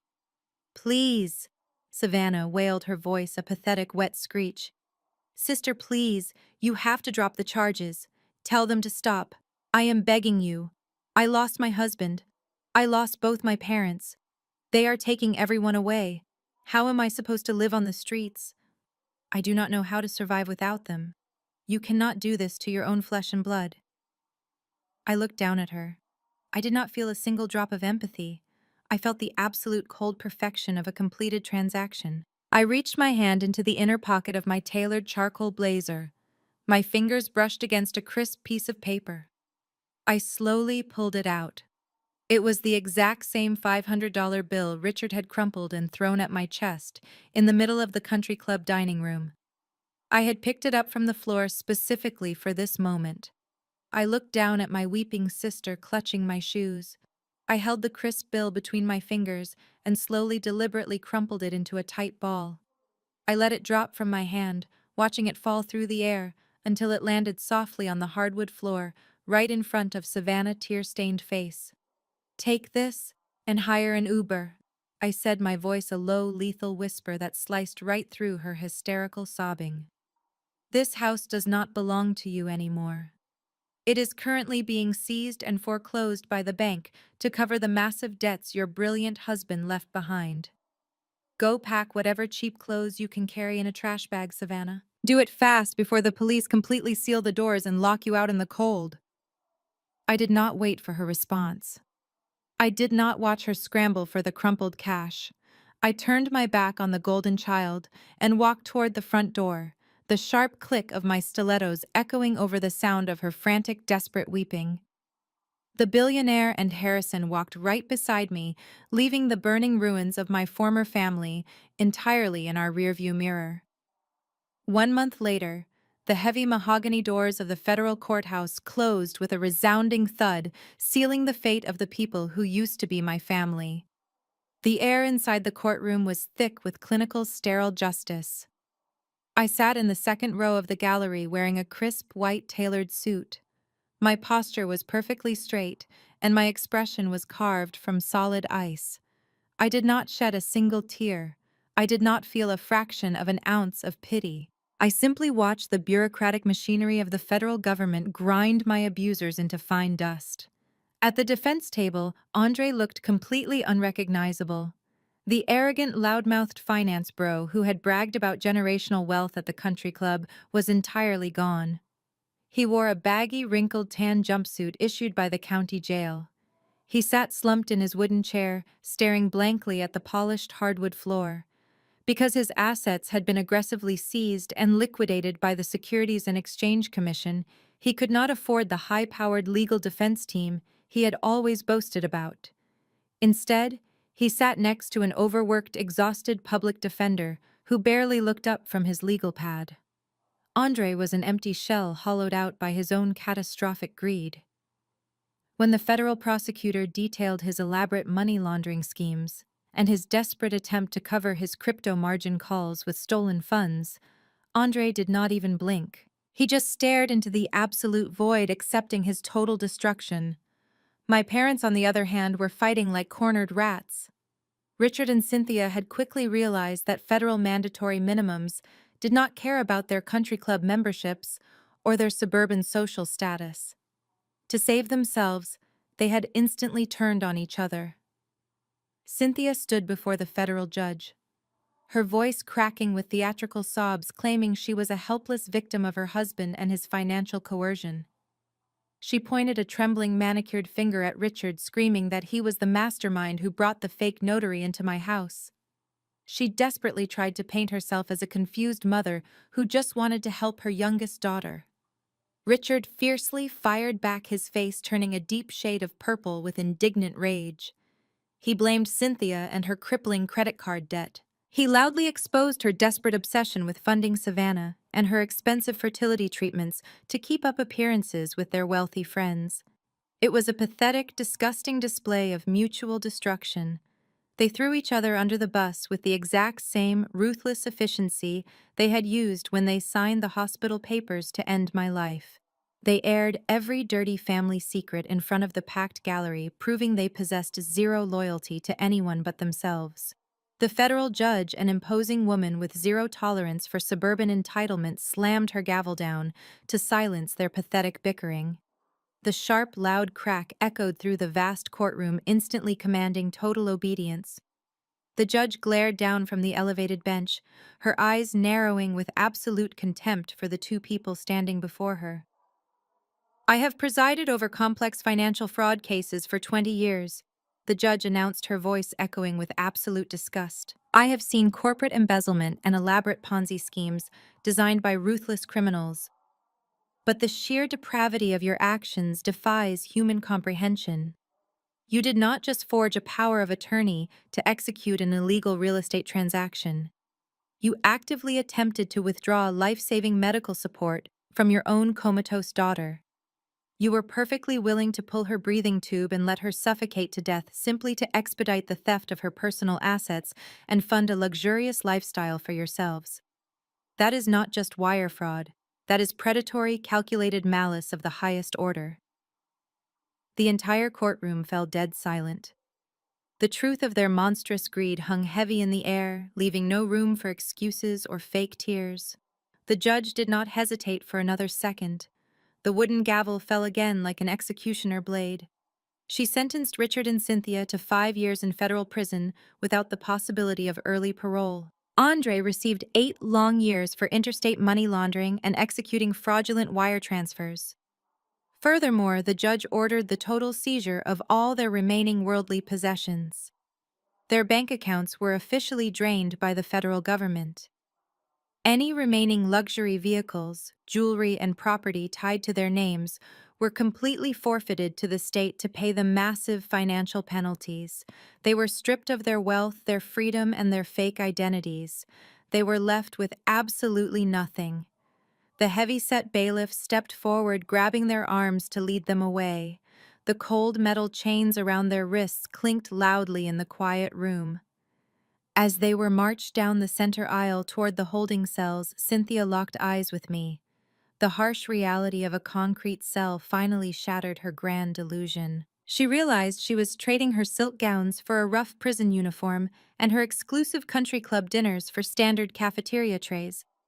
"Maddie," she shrieked, her voice echoing violently off the marble walls of the courthouse corridor. "Maddie, please forgive me. You are my daughter. Do not let them take me away. Tell the judge you forgive us. I am your mother."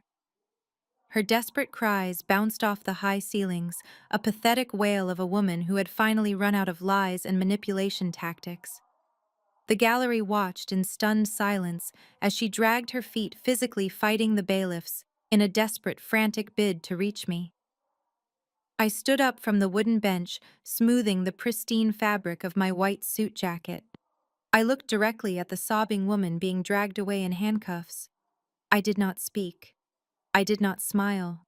I did not offer a single ounce of comfort or hesitation. I simply turned my back on her, walking straight out of the courtroom and out the heavy front doors toward my waiting car, leaving her desperate screams echoing into the absolute void. The federal prison system had them now, and I had a massive empire to rebuild. The federal prison system swallowed my parents and my brother-in-law whole, but the universe had a very different kind of punishment reserved for the golden child. Savannah did not receive a prison sentence. Because her signature was not physically on the forged power of attorney, the federal prosecutors decided not to indict her. They let her walk free. But freedom is a relative concept when the government seizes absolutely every single thing you own. The Securities and Exchange Commission and the bankruptcy courts systematically dismantled her entire life. They took the suburban mansion.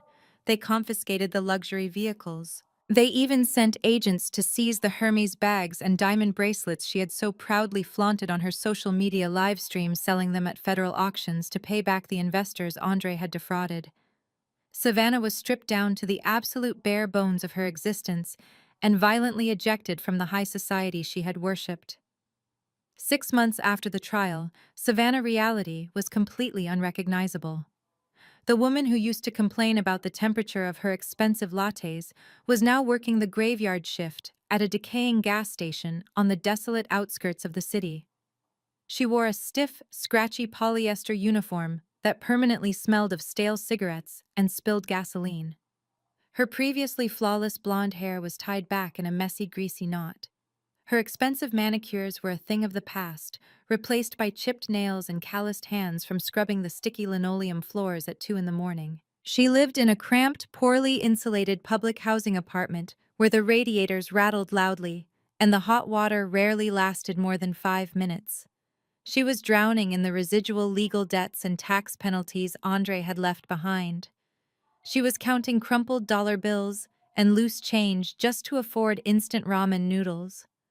Her wealthy country club friends had blocked her phone number the exact second the FBI raided our parents' home.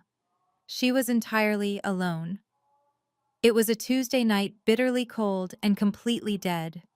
Savannah was standing behind the bulletproof glass of the cashier booth, leaning her exhausted body against the worn counter. She rubbed her heavy eyes, fighting the overwhelming urge to sleep. Above her head in the corner of the dingy convenience store, an old box television set buzzed with static. It was tuned to a 24-hour financial news network playing at a low volume. Savannah normally ignored the television, finding the financial jargon too painful a reminder of the wealth she had lost. But tonight, a specific name cut through the ambient hum of the store refrigerators like a razor blade. Savannah slowly lifted her head. She stared at the flickering screen, and the breath was violently knocked out of her lungs. There on the television was my face. I looked absolutely radiant, commanding, and formidably powerful. I was wearing a sharp, custom-tailored charcoal suit, standing confidently in front of a massive, sleek glass skyscraper in the financial district. The news anchor was speaking with a tone of deep professional reverence. A bright, bold banner flashed across the bottom of the screen. It read, Apex Estate Liquidators secures $50 million luxury property portfolio acquisition. Savannah's hands began to tremble as she listened to the broadcast. The anchor detailed how my company had rapidly expanded from a boutique high-end liquidation firm into a massive real estate and asset management empire. The network displayed high-definition footage of me walking through a stunning modern office, directing a team of elite professionals. Then the anchor announced the crowning achievement. I had just been officially recognized as the National Female Executive of the Year by a prestigious global business coalition. The screen showed me standing on a brightly lit stage, accepting a heavy crystal award, surrounded by influential politicians and true titans of industry. The billionaire whose watch collection I had protected was standing right beside me, applauding with genuine respect. I was completely untouchable. I had reached the absolute pinnacle of success, wealth, and power. Savannah stared at the television screen, her eyes wide and bloodshot. The sheer magnitude of my triumph collided violently with the pathetic reality of her own existence. The crushing weight of her malicious choices finally broke her completely. She looked down at her stained polyester uniform. She looked at the mop bucket sitting in the corner of the dirty store. She remembered the voice recording I had played for her, the recording where she eagerly told our mother to pull my life support plug so she could steal my money for her fertility treatments. She had cheered for her own sister to die for a few $1,000s. Now that same sister controlled a multi-million-dollar empire while she was wiping up spilled slushies for minimum wage. Savannah collapsed onto the cheap plastic stool behind the cash register. She buried her face in her rough, unwashed hands and began to sob. It was not the theatrical, manipulative crying she used to perform for our parents. It was a raw, agonizing wail of absolute despair. It was the sound of a woman realizing she had thrown away her only lifeline out of pure, greedy spite. She wept uncontrollably, her tears soaking into her cheap uniform. She was trapped in a miserable, impoverished nightmare of her own making. The golden child was rotting at the absolute bottom of the world, crushed by humiliation and belated regret, while the outcast she had tried to destroy ruled the skyline above her. The universe had delivered its final, flawless verdict. The panoramic view from my new penthouse spanned the entire glittering skyline of the city. Floor-to-ceiling glass walls offered an unobstructed vantage point of the financial district where my empire now reigned supreme. The chaotic, dusty nightmare of my old, gutted house felt like a lifetime ago. I stood by the massive windows wearing a tailored silk suit, sipping from a crystal glass of sparkling water. The city below moved at my command. The private elevator chimed softly, echoing through the expansive marble foyer. The polished steel doors slid open, and Harrison stepped directly into the penthouse. He wore a sharp, bespoke navy suit, holding a thick leather briefcase. He was no longer just my personal attorney. He was now the chief legal counsel for my newly expanded global enterprise.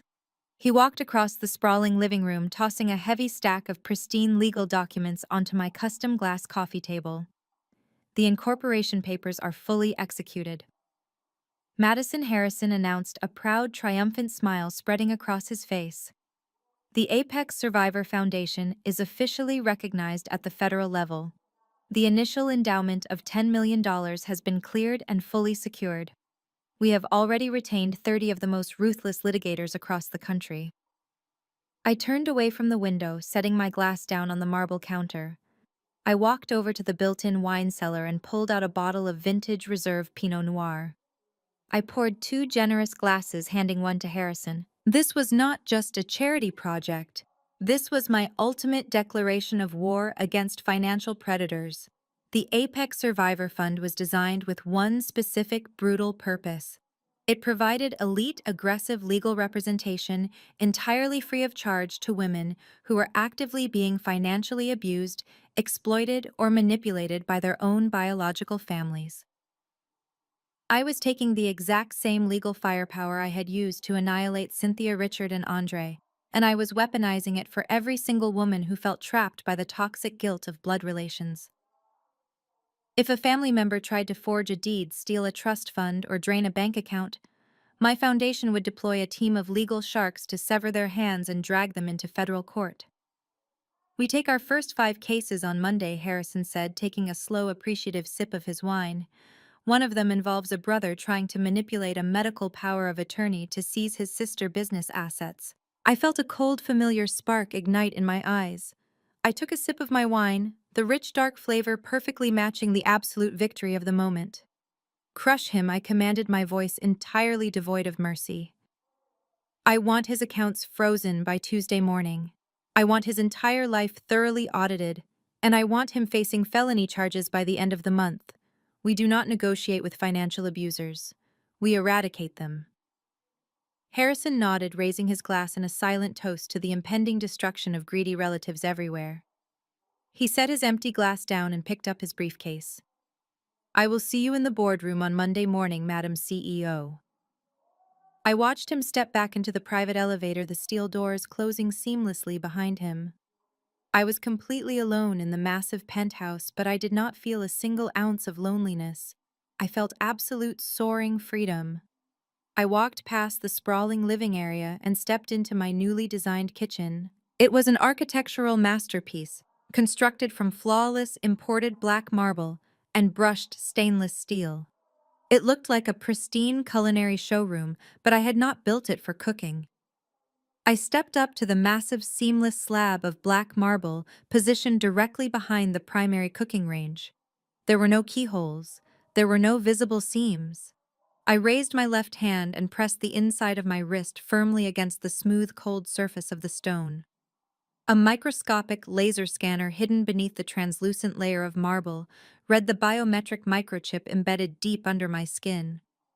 A soft electronic chime rang out, followed by the deep, heavy mechanical thud of military-grade locking bolts retracting in perfect synchronization.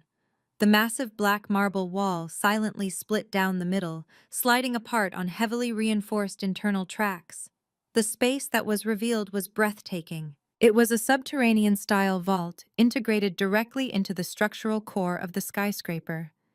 It was exactly 10 times the size of the tiny hidden safe I had maintained in my old suburban house. The interior was bathed in crisp white museum-quality lighting. The climate-controlled air hummed perfectly, preserving the treasures inside. Rows upon rows of reinforced steel shelving held towering stacks of certified gold bullion, banded stacks of $100 bills, and highly classified corporate bearer bonds. Custom mahogany display cases housed priceless historical antiquities, flawless diamonds, and the rarest vintage timepieces in the world, safely entrusted to my firm by the most powerful billionaires on the planet. This was not just a safe. This was an impenetrable fortress of absolute generational wealth. I stepped inside the vault, the heavy steel door remaining open behind me. I ran my fingers lightly over the cool glass of a display case, feeling the undeniable, tangible weight of my own survival. They had tried to strip me bare. They had tried to leave me to die on a hospital floor so they could feast on my assets.